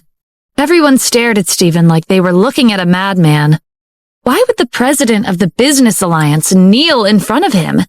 And how was a $2 bottle of wine considered an outstanding gift? And more importantly, why would he be coming here to apologize? "Stephen, that's enough," Kim shouted. "Stop talking nonsense. I'm tired of always getting caught up in your mess.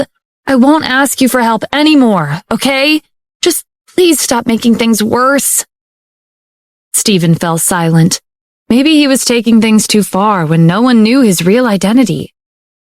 "Okay, I'm sorry," he said softly. Rebecca couched on the floor in defeat. "Kim, you and Stephen planned this together, didn't you? Your goal is to get rid of me, am I right?" Helen looked around. "What are you all waiting for? Tie him up and throw him in front of the Business Alliance headquarters." Several members of the Cassidy family surrounded Stephen. Joe grinned. Today, he would make sure that Stephen was kicked out of the Cassidy family. Just then, a booming voice came from outside the house. "Sorry for the interruption. I'm Philip Pace, the president of the Business Alliance. I'm here to apologize."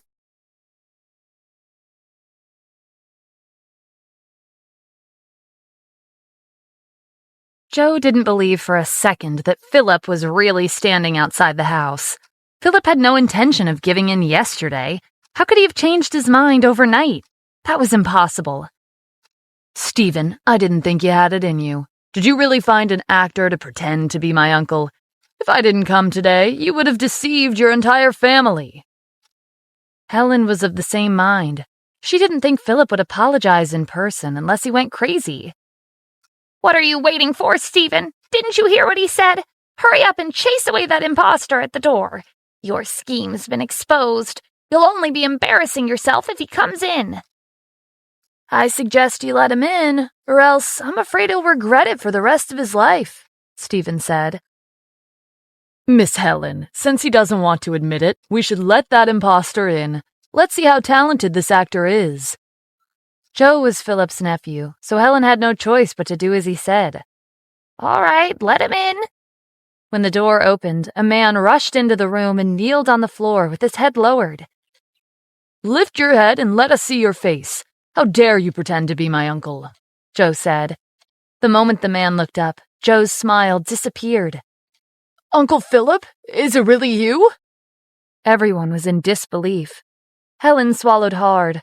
It really was the president of the Business Alliance. Philip glanced at Joe, but he didn't say anything. He lowered his head again. "I'm Philip Pace, and I'm here to apologize to the Cassidy family. Please forgive me." Helen snapped out of her shock and hurried over to Philip to help him up. "Mr. Pace, please get up." But when she held Philip's arm, he didn't budge an inch. "I'll continue to kneel until you forgive me." Helen had been the head of the Cassidy family for many years, and she'd experienced many things in her life. It didn't take long for her to grasp the situation. Philip had an arrogant personality, and he would never humiliate himself by kneeling down and begging for forgiveness. There could only be one explanation. Someone powerful was behind this. Whoever it was had used their influence to force Philip to come today. "Mr. Pace, please get up. We forgive you." "Thank you, Miss Helen," Philip exclaimed. He was relieved that he had finally completed the task that Stephen had given him. He staggered to his feet, but his knees went weak when he spotted Stephen sitting at the table. "Uncle Philip, what's wrong with you?" Joe demanded. He had almost been successful in getting Stephen kicked out of the Cassidy family, but Philip's arrival had ruined everything. Not to mention, Philip had even apologized and asked for forgiveness. Their reputation was at stake because of him. However, one glare from Philip was enough to shut Joe up. "Be quiet. I'll deal with you when we get back." Philip wasted no time and turned Joe's wheelchair around. After they left, everyone was as stiff as a statue. They exchanged glances and whispered amongst themselves. What did I just witness? Was I dreaming? Just a second ago, we were all worried that the Business Alliance would wipe out our family, but all of a sudden, their president showed up and begged us to forgive him. Was everything that Stephen said just now true? Helen turned to Stephen. What's going on here? Explain yourself. I've already said everything that needed to be said. Stephen leaned over to Kim and whispered, I have something to do, so I'll go home first. Everyone watched him leave the house in large strides. Stephen really was telling the truth, Amy said.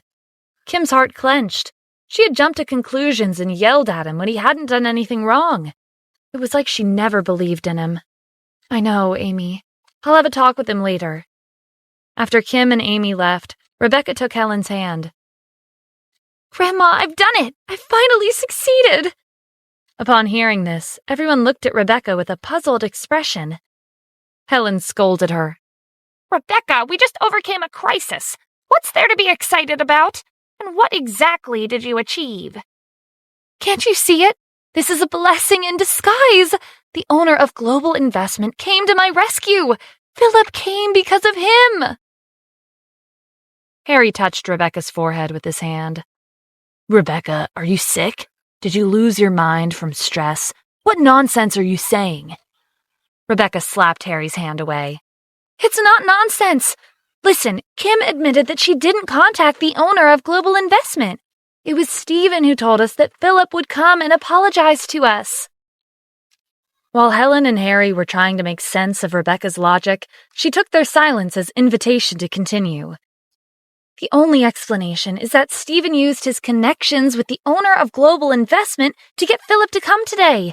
The owner of Global Investment is the one who made this happen. He's helping me in secret. Don't forget, Stephen himself said that he was a fan. I wouldn't be surprised if he found some way to contact him. Harry was only slightly convinced. This is just you guessing. How confident are you? Rebecca put her hands on her hips. 100%. Let's wait and see. Since the owner of Global Investments has made his move, it won't be long until he shows himself. When Kim and Amy went home, they found Stephen preparing lunch in the kitchen. Amy glanced at him briefly before going back to her room. Kim hesitated before calling out to him. Stephen, do you have some time? Can you come to my room? I have something to talk to you about. Sure. Stephen took off his apron and followed Kim into her room. They had been married for 3 years, but this was the first time Kim had let him into her room. They both took a seat on the bed. What's wrong? Stephen asked in confusion. Kim lowered her head. About what happened just now. I'm sorry. I shouldn't have suspected you before getting to the bottom of things. Stephen smiled warmly. That's okay. I understand where you were coming from. Can you tell me why Philip suddenly came to apologize? He even kneeled and didn't care if he humiliated himself. I can tell you, but not now. When the time comes, I'll tell you everything about myself. For now, all I can say is that Philip came today because of an influential person. He had no choice but to apologize in person. Anyway, I should finish cooking. Mom will be mad if lunch isn't ready when she comes back. Kim felt conflicted as she watched Stephen leave the room. Was this influential person her patron? She had some doubts, but could Stephen really be his fan? But if that were true, where did that leave her? What about their marriage? Did Stephen marry her because of her patron? Did he have any feelings for her at all? Kim felt a headache coming on as she flopped on the bed. Forget it. There was no point in thinking about this. After resolving the issue with Business Alliance, the day of Kim's class reunion was fast approaching. A few days before, Kim asked Stephen if he wanted to go to the mall with her. The reunion was coming up, and Caitlin wanted to take her out shopping. Stephen agreed, and 1 hour later, they arrived at the mall. Caitlin wasn't too happy when she saw them together. Kim, why did you bring him here? He's a waste of space, she whispered. Stop that. He's my husband. Don't talk about him like that. Caitlin's eyes widened. Wait, did you fall in love with him? No, right? Tell me I'm wrong. Caitlin, if you don't stop, I'm leaving, Kim warned. All right, calm down. If you don't want to tell me, that's fine. Just make sure your husband doesn't get in the way. Let's go inside. When Caitlin pulled Kim into the mall, they were greeted by a lively atmosphere and a bustling crowd. Caitlin looked around in amazement. "There's a lot of people here today. Is there some kind of event going on?"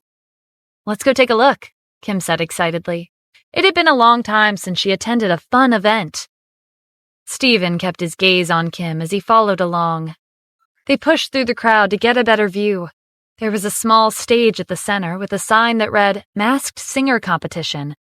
This was a popular show on TV where the participants wore masks during their performances, and they would only reveal their faces after the scores were finalized. This show was famous for its attractive participants. "I can't believe it!" Caitlin exclaimed. "It's the Masked Singer Competition. I love this show. I watch every episode as soon as it's released." "I doubt you watch it for their singing.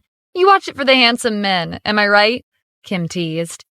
"Look who's talking. When we were in college, didn't you say that your type of man was one who was good at singing? You told me that when your future boyfriend proposed, he would have to sing you a love song, or else you wouldn't marry him." Kim's face reddened when Caitlin revealed her embarrassing past. "That was a long time ago. Why are you bringing that up now?" Although Kim couldn't help but feel a little disappointed that her dream from her youth had never come true. "This is why everyone thinks you got the short end of the stick when you married Stephen. Forget about love songs. I'm pretty sure he's never given you a single present." Kim's disappointment grew. It was true that during these past 3 years, Stephen had never given her a gift. And not too long ago, he had promised to give her a present on their anniversary. But when the time came, he had disappeared for an entire day. "Stop talking. Just listen to the song," she said with a sigh. Stephen noticed the disappointed look on Kim's face. So her type of man was one who would sing her romantic songs. While Kim and Caitlin were focused on the stage, Stephen took the opportunity to squeeze out of the crowd and head to the studio behind the stage. Not long after, the host on stage made an announcement. "Everyone, just now, someone came backstage and said that his wife really liked love songs, but he never had a chance to sing for her. He wanted to make up for his shortcomings and show her that he loves her. He'll be singing the popular song, 'The Girl Who Spoke to Me.' Please give him a round of applause." The host's announcement reminded Kim of her conversation with Caitlin just now. She glanced at Stephen, only to find that he had disappeared. Kim's heart skipped a beat. Was the host referring to Stephen? A man wearing a mask walked on stage. Even though half of his face was covered, everyone could tell that he was handsome. Caitlin's eyes sparkled. "He's so good-looking, don't you think so?" Kim didn't say anything. The man on stage looked strangely familiar. The stage went dark for a second before a single light lit up above the man, putting him in the spotlight. The music sounded, and the man started singing. The heart is empty, the sky is vast, and the clouds are heavy. I hate this feeling of loneliness, but I don't know how to make it go away. The man's voice was deep and magnetic. The audience was immersed in his singing. They felt like he was a lover, whispering into their ear and expressing his feelings for them. The man continued to sing with deep emotion. She told me that she was protecting her dream. She said that there weren't too many people like her in this world, but she gradually forgot about me. Each word captivated the audience and melted their hearts. They felt like they were listening to a story of a man returning to his youth and reminiscing about his unforgettable first love. Kim's gaze was fixed on the stage. She wasn't sure if she was just imagining things, but the man seemed to be looking in her direction. When the song ended, the audience erupted into cheers and applause. After the man stepped off the stage, the audience was still mesmerized by his singing. He sang so well! He was 100 times better than a professional singer. Even though he was wearing a mask, I have a feeling that he's a handsome guy. What should I do? I want to hear him sing another song. I recorded a video and posted it online. Kim and Caitlin stayed for a bit longer before pushing their way out of the crowd. After hearing The Girl Who Spoke to Me, they didn't think any other song could impress them and draw them in. Kim was filled with expectation when Stephen came back. "Where did you go?" I had a stomachache, so I went to the bathroom. What's wrong? Stephen asked. Kim was disappointed. It seemed like she had gotten her hopes up for nothing. All right, never mind.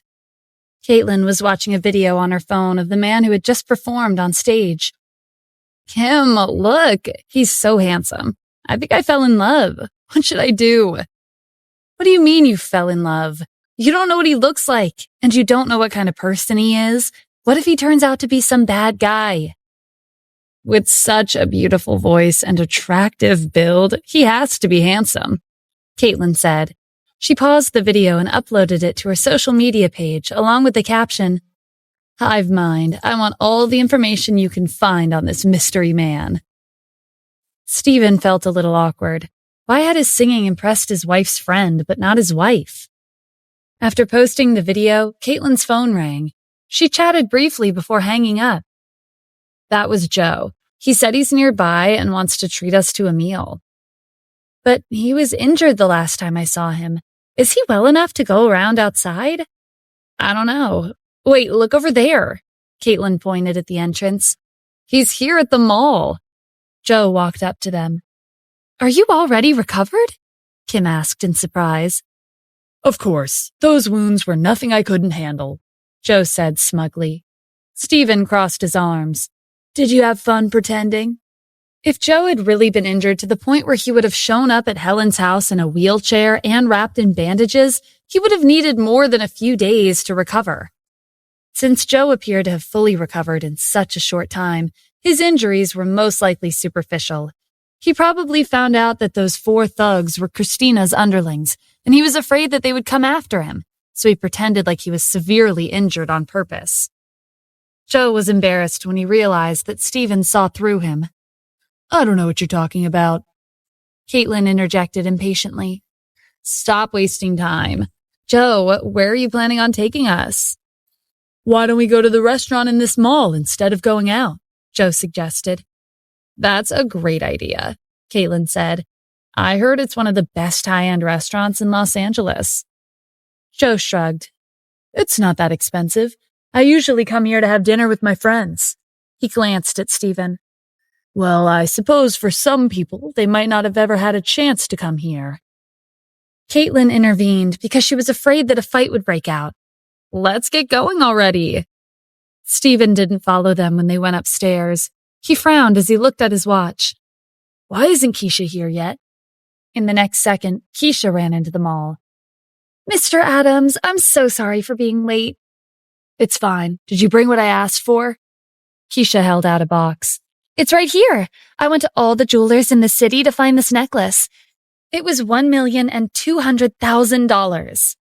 Good work. Stephen took the box and went upstairs. Kim, Caitlin, and Joe had already gotten a table at the restaurant. Kim was worried when she realized that Stephen hadn't come with them. Where did Stephen go? Maybe he saw how fancy the restaurant was and didn't have the courage to come in, Caitlin said. Joe laughed. I don't think so. He had the guts to come to my uncle's company. Why would he be scared because of a restaurant? That's true. He has no sense of shame.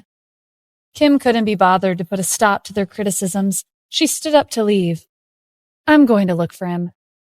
Caitlin grabbed Kim's arm and sat her back down.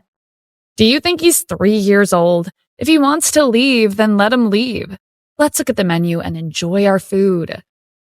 Joe took out a box and held it out to Kim. Our class reunion is coming up. I noticed you didn't wear much jewelry, so I had someone bring back this necklace from abroad last night. I hope you like it. This necklace cost more than $200,000.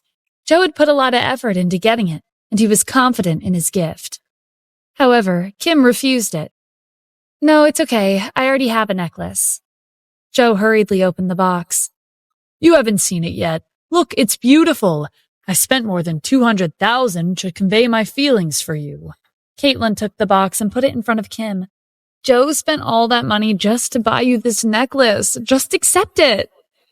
It wasn't that expensive, Joe said. This was the perfect time to confess. Kim, I'm willing to buy anything for you because I love you. Just then, Stephen came into the restaurant. Your gift is worthless. He took the box and threw it under the table. What are you doing? Caitlin demanded. Do you know how much that necklace cost? Over $200,000. You would never be able to save up that much money. Pick it up and apologize to Joe.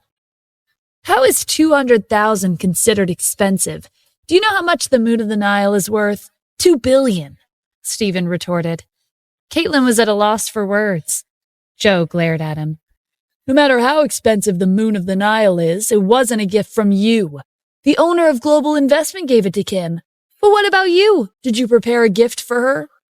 Of course I did.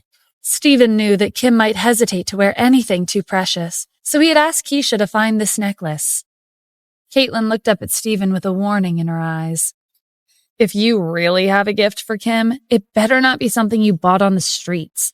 I won't let it go if you embarrass her. Joe stood up. Let's make a bet. If your gift is worth more than mine, I'll get down on all fours and bark like a dog. If not, then it'll be you on the floor. What do you say? No matter what, he would make Stephen lose all of his dignity in front of Kim today. Kim was worried that Stephen would lose the bet and be forced to embarrass himself.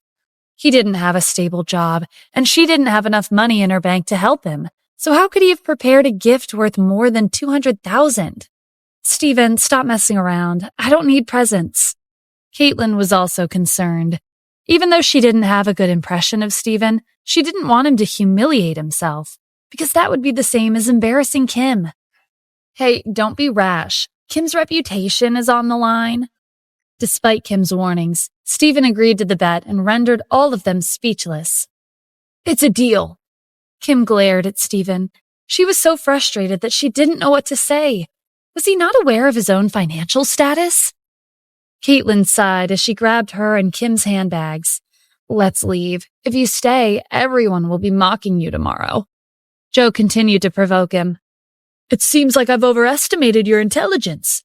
It's been a long time since I've heard a dog bark.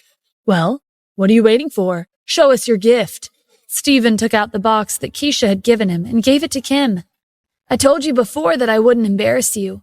Kim, this is my gift to you. Stephen, you have to think things over before agreeing, Kim chided. She didn't think he was capable of buying her valuable gifts. As for the bet, maybe she could just drag Stephen out of the restaurant with her. Joe urged Kim to open the box. See what's inside. I'm really curious as to why he's so confident. The commotion in the restaurant attracted the attention of the other customers. They watched in anticipation as Kim reluctantly opened the box. Everyone was in disbelief the moment the necklace came into view. That's Fergus's necklace. It was revealed to the public a few days ago. I didn't think I would get the chance to see it for myself. I'm so glad I decided to dine here today. If I'm not wrong, this necklace is worth at least $1,200,000. That lady is so lucky. Joe refused to believe that Stephen had the means to purchase a necklace worth over $1 million. I won't be fooled. You hired someone to forge a fake necklace, didn't you? If it's real, you should have an invoice and an anti-counterfeit certificate. Take them out. If you really have them, I'll admit defeat. Stephen raised his eyebrows. I don't have that. He had been in such a rush when Keisha gave him the box that he had forgotten to ask for them. Joe smirked. Stephen, you're really stupid. You say it's real, but you don't have an invoice? Who would believe that? Since you lost the bet, get on the floor already. Caitlin let out a sigh. Kim, this husband of yours is such a disappointment. I can't believe he actually gave you a fake. Kim didn't say anything. She was staring at the necklace in the box. This was her first gift from Stephen. As long as it's a gift from him, I like it, Kim said. Just as she was about to put it on, one of the customers at another table hurried over. Wait, I've been working in the jewelry industry for decades. Can you let me see the necklace? Maybe I can help you determine if it's real or fake. Joe recognized him. Mr. Finley, long time no see. You're a famous jewelry appraiser in the city, so I trust your judgment. Kim hesitated and looked at Stephen. When he nodded, she gave the necklace to Mr. Finley. Mr. Finley took out a small device and shone a beam of light on the necklace. He carefully scrutinized the jewels. After some time, he put away his tools and took a deep breath. Mr. Finley, it looks like you have an answer. Tell us, is it real or is it fake? Joe asked. This necklace is real, Mr. Finley announced. Joe's smile slipped. What? Mr. Finley, are your eyes going bad because you're getting up there in age? Mr. Finley ignored Joe and took out a small microscope to show the necklace to the onlookers. I'm not wrong. All of you can take a look. The initials FG are engraved on the necklace. It's well hidden, and not just anyone can accomplish this. Everyone was amazed when they confirmed Mr. Finley's words with their own eyes. It's really there. Only experts in this field would be able to find it. I didn't think that young man would really have a gift worth more than $1 million. He's not even wearing anything special. Caitlin's mouth dropped open in shock. How did you buy something this expensive? On the other hand, Kim was overwhelmed with joy. Stephen turned to Joe. The winner is clear. Isn't it about time you own up to your own words? Should I ask the waiter for a glass of water before you bark? Joe clenched his fists. How could he have lost to Stephen this many times in a row? I'm warning you now, Stephen. Don't take things too far. Are you going to pretend like the bet didn't exist? Who's pretending? You're the one who cheated. Someone like you couldn't have possibly had more than $1 million to buy a gift. It had to have been Kim who gave you the money. Asking your wife to pay for her own gift. Do you not have any shame? No matter how much Caitlin thought about it, the only explanation for Stephen's gift was that it was Kim's money. Kim, did you really give Stephen over $1 million? No, I didn't, Kim said firmly. Joe refused to admit he'd lost. I don't care. In any case, you cheated, so I didn't lose. Joe turned around to leave. Wait, you forgot to take your gift with you. Stephen picked up the box under the table and flung it at him. When the box hit Joe's back, he tripped, and he fell on the floor in the middle of the restaurant with everyone watching. When they returned home, Stephen was happy to see Kim going straight to her room to put on the necklace. Do you like it? Kim nodded shyly. I do. As she looked in the mirror and examined the necklace, she asked, Where did you get the money? Kim worried Stephen had done something illegal. Stephen smiled. Don't worry, the money's clean. Trust me. Kim looked into his eyes. He didn't seem to be lying. I believe you. In the evening, Stephen left the house and drove to the store where he had purchased the $2 wine.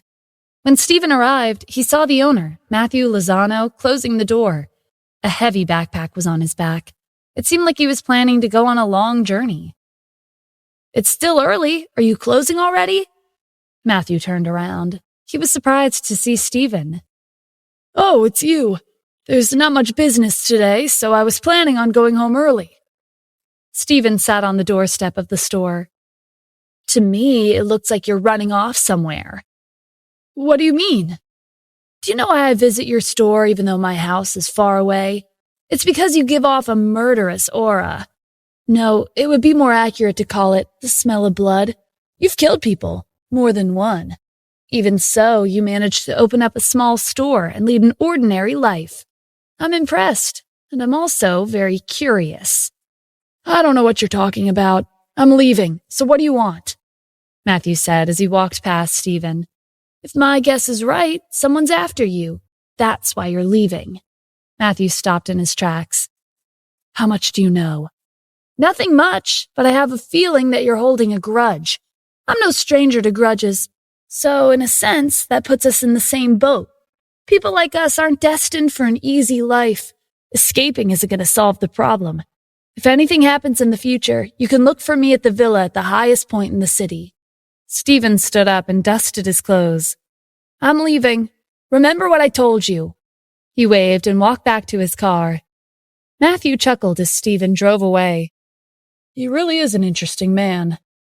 By the time Stephen went home, it was late. Kim was probably already sleeping. After washing up, he went back to his room and logged on to A Live. He wondered how Amy was doing. He hadn't logged in ever since she won the competition. The instant Stephen logged in, a message flashed on his screen. It was from Amy. Stefan, you're finally online. I've been waiting for you. Stephen typed a reply.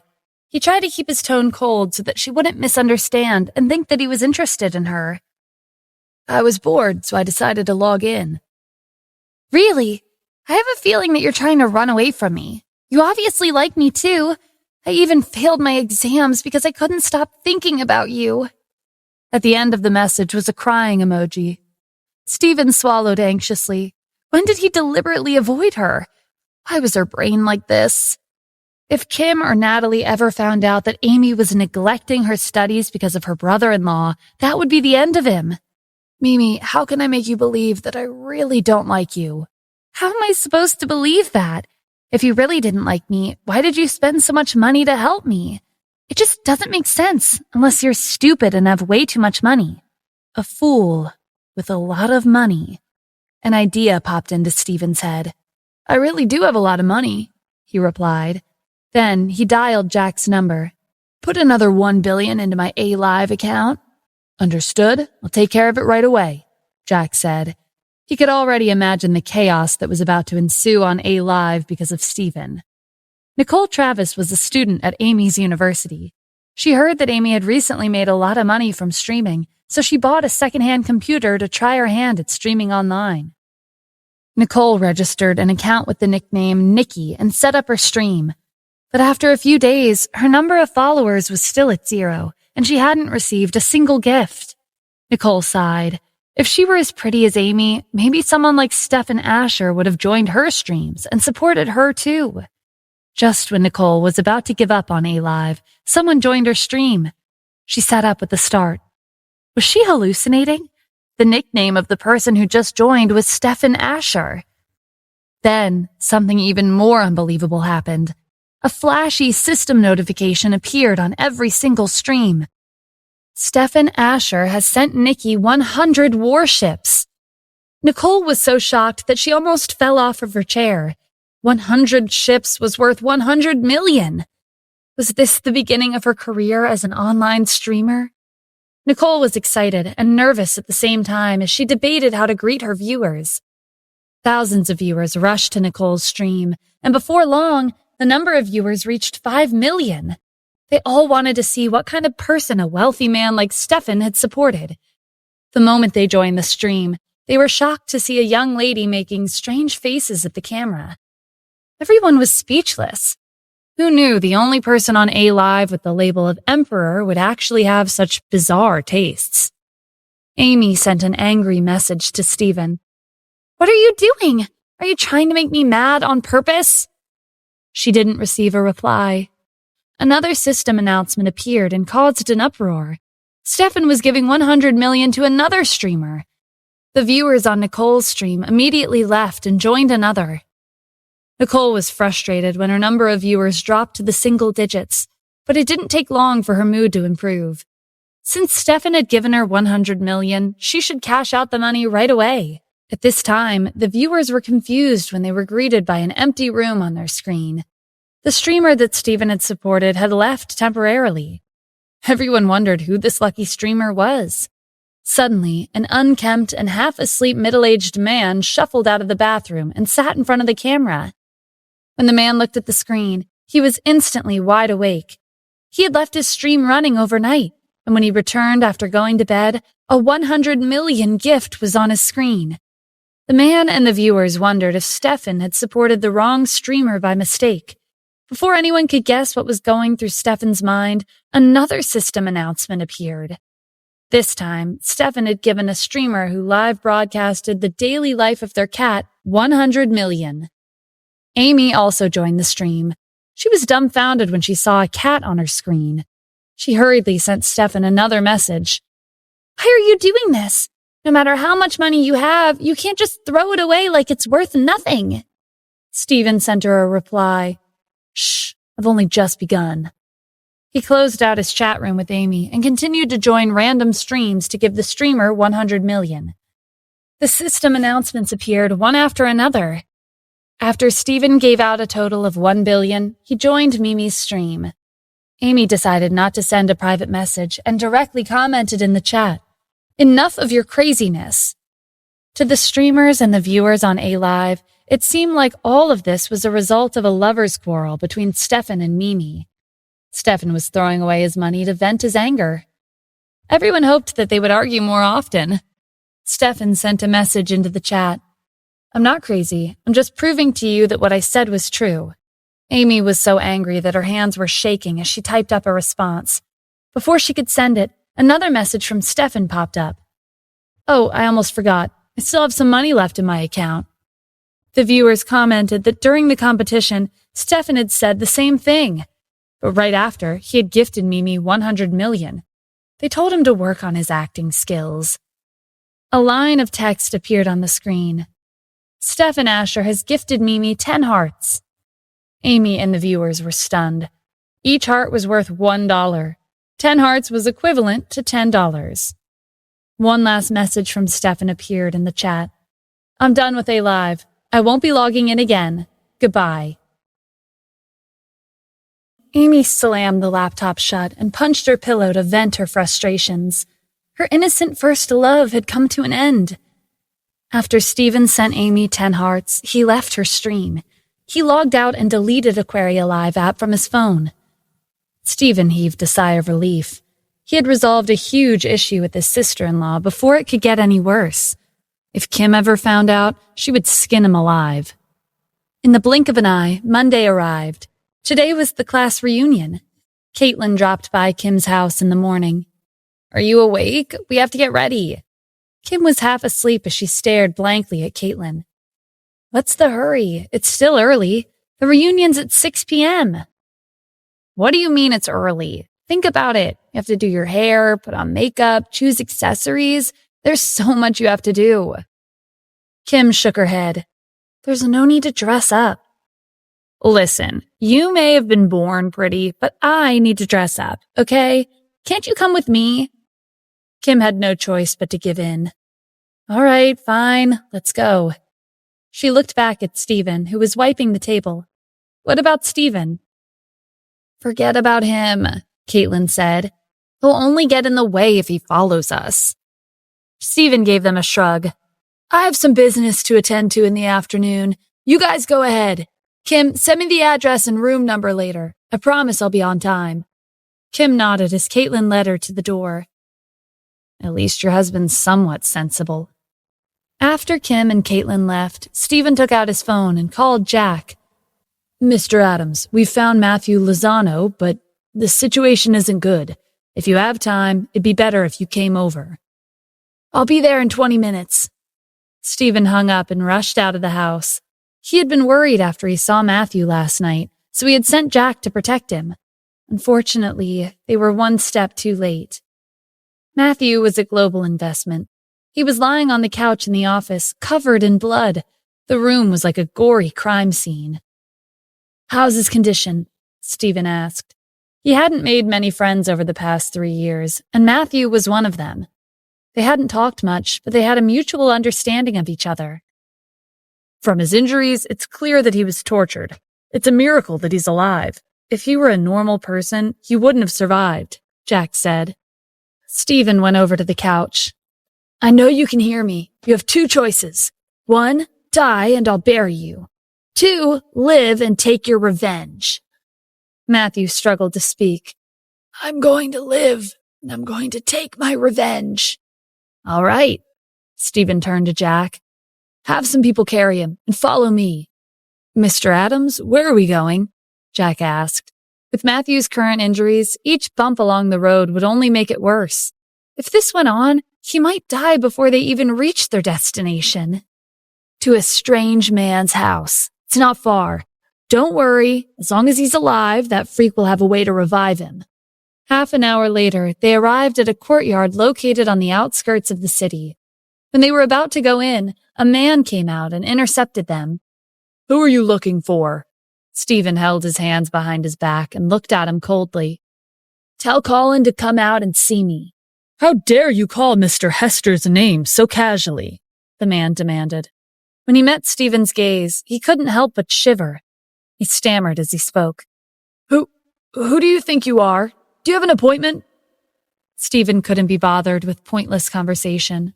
Just as he was about to walk past the man stepped in front of him. Hey, not just anyone can go inside, the man exclaimed helplessly. Before he could say anything more, a familiar face came up behind them. It was Joe. What's all this noise about? Aren't you aware that Mr. Hester's busy right now? I don't know. I told them not to mess around, but they wouldn't listen. When Joe's gaze fell on Steven and the others, he sighed in annoyance. Why is it you again? Leave. Not just anyone can meet with Mr. Hester. And who are you supposed to be, giving orders like you own the place? Whatever, it doesn't matter. Tell Colin to come out, Stephen said. I'm Mr. Hester's student, and I have a right to tell you to leave. Joe had been Colin's student ever since he was young. He was talented, and all the other students looked up to him. Stephen took a step forward and looked him in the eye. Is that so? The moment your teacher comes out and sees me, he'll scramble to get on his knees. But then, what would that make you?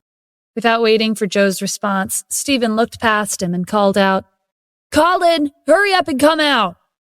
An elderly man's voice rang out from the back of the house. Who is it? Why are you being so loud? Can't an old man sleep in peace around here? Joe hurried over and supported Colin. He didn't hesitate to add fuel to the fire. Mr. Hester, there's someone here who said you'll kneel in front of him. He even said your medical skills are mediocre. It's not a big deal, Colin said. They're just trying to provoke me. It happens several times a year. We can't just kick them out. Joe called out to Stephen. Did you hear that? You're the useless son-in-law of the Cassidy family. What right do you have to come here? Get lost. Colin tensed. Wait, who did you say he was? He's the son-in-law of the Cassidy family, Stephen Adams. Trash like him should be thrown out immediately. Colin cursed under his breath. What did you say? Trash? He should be thrown out? Damn it, get out of here! Joe looked at Stephen in disdain. Did you hear that? Mr. Hester told you to get out. Colin gritted his teeth. You idiot, I'm talking to you! He pushed Joe away and rushed to get on his knees in front of Stephen. Mr. Adams, I apologize for my student's rudeness. Colin was a genius in the medical field. Because of his talent, he was arrogant and looked down on everyone, with the exception of Stephen. After all, who would dare look down on the Grand Palace Master? Stephen chuckled. It's only been half a year since the last time I saw you. You've become more pretentious, huh? I'm very sorry, Mr. Adams. Joe couldn't believe his eyes. How could anyone make his teacher cower in fear like this? Mr. Hester, have you gone crazy? Why are you kneeling? When Colin shot him a glare, he swallowed his words. Stephen gestured to Matthew, who was being carried out by one of his people. No matter what it takes, you have to save him. If he dies, you'll die with him. Understood. Stephen turned and left without sparing a glance at Joe. Colin remained on his knees until Stephen was out of sight. Joe recovered from his shock and ran over to help Colin stand up. Why are you so polite with him? Isn't he just a loser? Joe, you can't judge people by their appearances. You have to look beneath the exterior. Only then will you understand. Joe frowned as he gave it some thought. Colin had knelt in front of Stephen, which meant that Stephen was either wealthy or had influential connections. He found it hard to believe that Stephen was rich, so it had to be the latter. It seemed like that trash, Stephen, had found someone powerful to have his back. He hadn't changed at all. Let's see who'll be there to help you at the class reunion, Joe thought. By the time Stephen finished his work, it was already 5 p.m. Kim sent him a text. Here's the address to the hotel. My class reunion is on the 18th floor. We're in room 318. Stephen was surprised when he searched up the address. This was a 5-star hotel restaurant in Los Angeles. Each meal was at least in the 5 digits. Most importantly, if he was remembering correctly, this hotel was one of his businesses. It seemed like Joe had put in a lot of effort. In that case, he would bleed Joe's money dry. Half an hour later, Stephen arrived at the hotel's private room. Kim stood up and greeted him as soon as he went inside. Stephen, come sit next to me. In an instant, all eyes were on him. Who is that? Why would he sit beside her? Don't you know? He's the son-in-law of the Cassidy family. Their marriage made the news 3 years ago. That's him. If they have kids, will they take on Kim's last name instead of his? Stephen ignored their gossip. He took a sip of water as he scanned the room. There were 20 people, and Joe wasn't here yet. Caitlin leaned over to Kim and whispered, I told you it would be a bad idea to bring him here. Look, everyone's laughing at him, but he's acting like he can't hear them. The door opened once more, and Joe strolled in.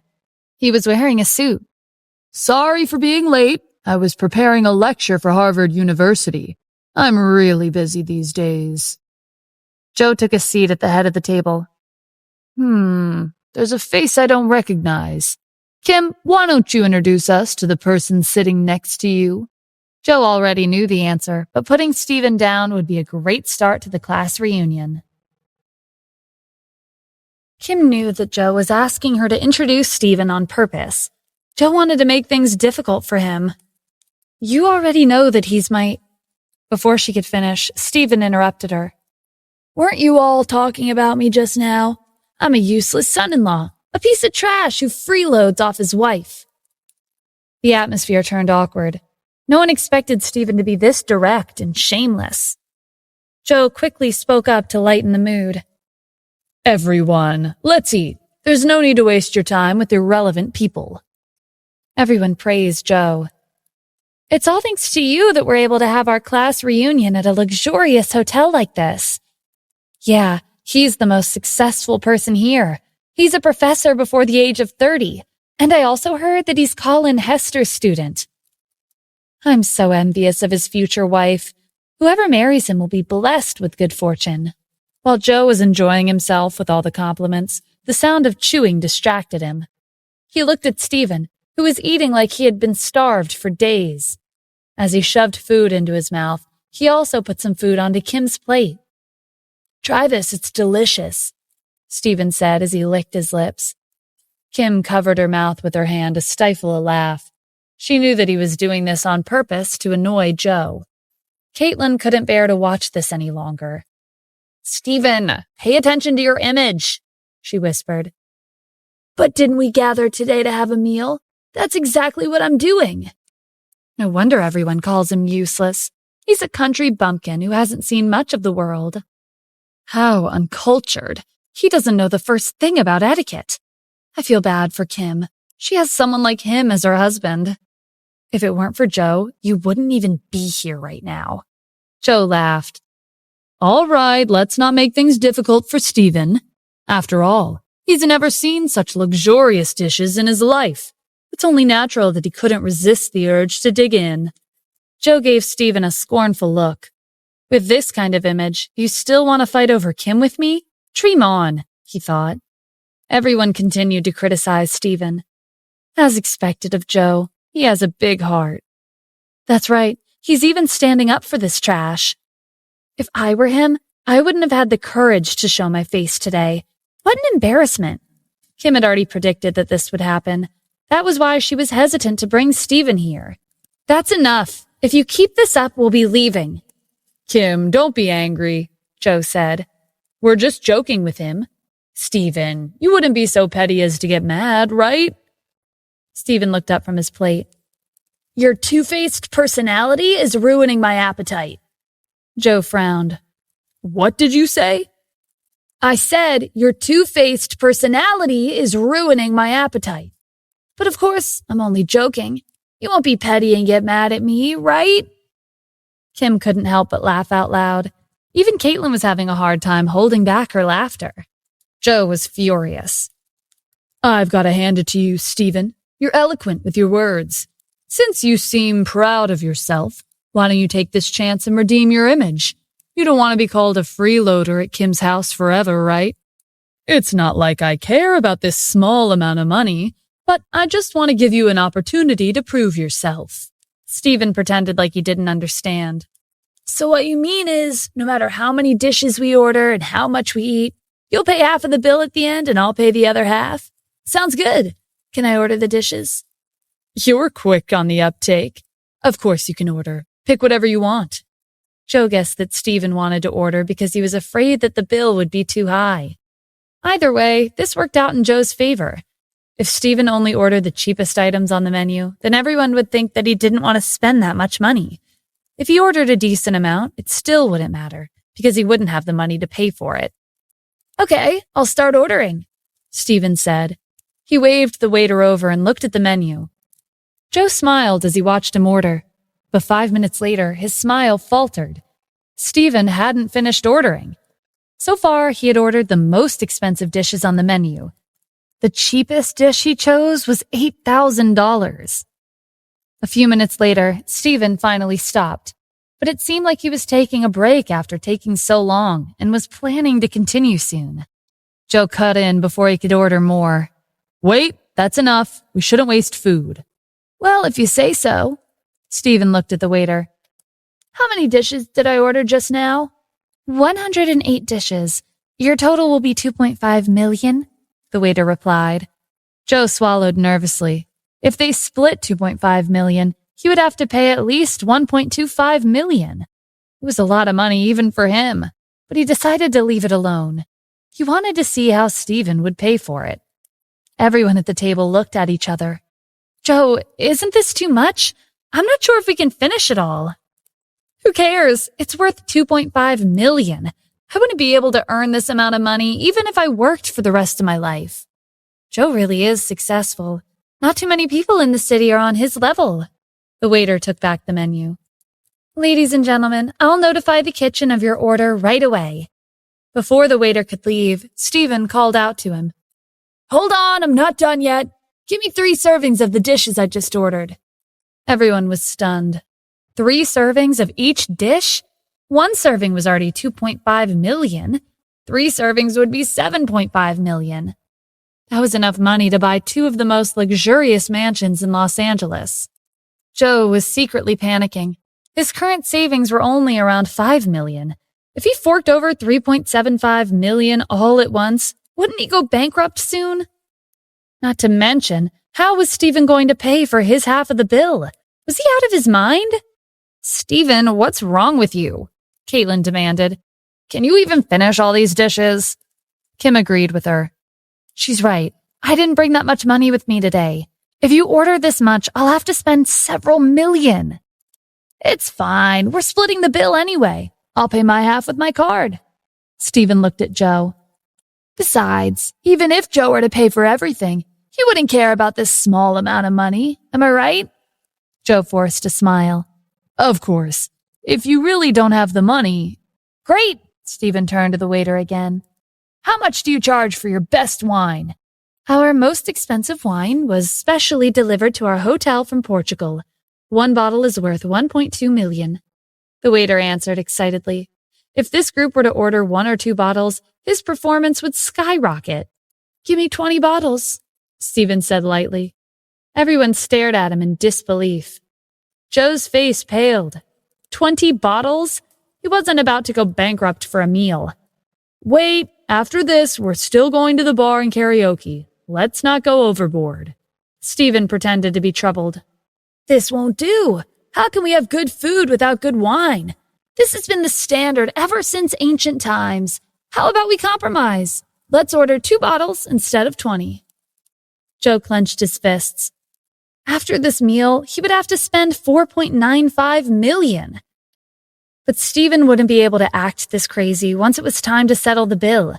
Even if he had to empty his bank, at least he would have the pleasure of witnessing Stephen destroy his own reputation. "All right, just 2 bottles. Sometime later, the dishes were ready. The waiters had to prepare 2 tables to accommodate 3 servings of dishes. The aroma was enough to make their mouths water. Everyone was grateful to Joe. "Thanks, Joe. Now I can brag to my friends that I've eaten a meal worth several million dollars before. He's a hero for giving us this once-in-a-lifetime opportunity." Joe was in a daze as he thought about his bank account. "No need to be polite. Eat your fill," he said through clenched teeth. Kim looked at the delicacies on the table, but she didn't have an appetite. "Stephen, how are you going to pay for all of this? When there's a chance, you should leave. Joe will foot the bill." Stephen laughed. "Don't worry, I'll take care of it. Maybe I won't even need to pay." Caitlin narrowed her eyes. "Keep dreaming. When the bill comes, you'll be crying on the floor." It wasn't long before the plates were emptied. Everyone was satisfied with the extravagant meal. Joe hesitated for a long time before calling the waiter over. He would be losing several million because of that trash, Stephen. The waiter was all smiles as he approached the table. "May I ask who will be paying?" Joe pointed at Stephen. "Me and him. He'll pay half of it first, then it'll be me." "I understand. How will you be paying?" "I'll use my credit card," Stephen said indifferently. He followed the waiter out of the room. Joe looked around the table and said, Let's go see how he'll pay. When they were downstairs, everyone crowded around Stephen like he was a celebrity. The manager of the hotel had already received news of Stephen's identity. He stood next to the front desk respectfully. Mr. Ad... Stephen shook his head, signaling for the manager not to reveal his identity. Stephen threw a glance over his shoulder. Hey, Joe, are you sure you don't want to pay first? You go first. I want to see just how rich you are. Joe couldn't wait for him to make a fool out of himself. Okay, Stephen said as he turned back to the manager. Could you please tell me how much half of the bill would be? The manager looked over the bill and did some brief calculations. The total is $9.9 million. Half of it would be $4.95 million. Everyone knew that their meal had been expensive, but hearing it in person was still a shocker. Kim took out her card and pushed it in Stephen's hand. Use this. I still have $600,000 on my card. Caitlin followed suit and took out her own card. Even though she looked down on Stephen, he was her best friend's husband. She couldn't just watch him lose face. I knew you'd cause trouble. You only know how to embarrass Kim. Take this. My card has over $1 million. Stephen gave Kim and Caitlin their cards back. It'll be fine. I told you before, right? Maybe I won't have to pay. He gave the manager a meaningful look. The people around them scoffed. This is hilarious. What makes you think you won't have to pay? Do you think you're the owner of the hotel? If you can't pay, you'll be arrested. Trash will always be trash. You're only capable of talking big. Joe smirked. Even though he had lost to Stephen several times before, their society placed more importance on one's wealth. He would be spending more than planned, but watching Stephen be humiliated would be worth it. Sir, hold on a minute, the manager exclaimed. I just checked, and you're our hotel's 880,000th customer. Regardless of what you ordered, it will all be free of charge.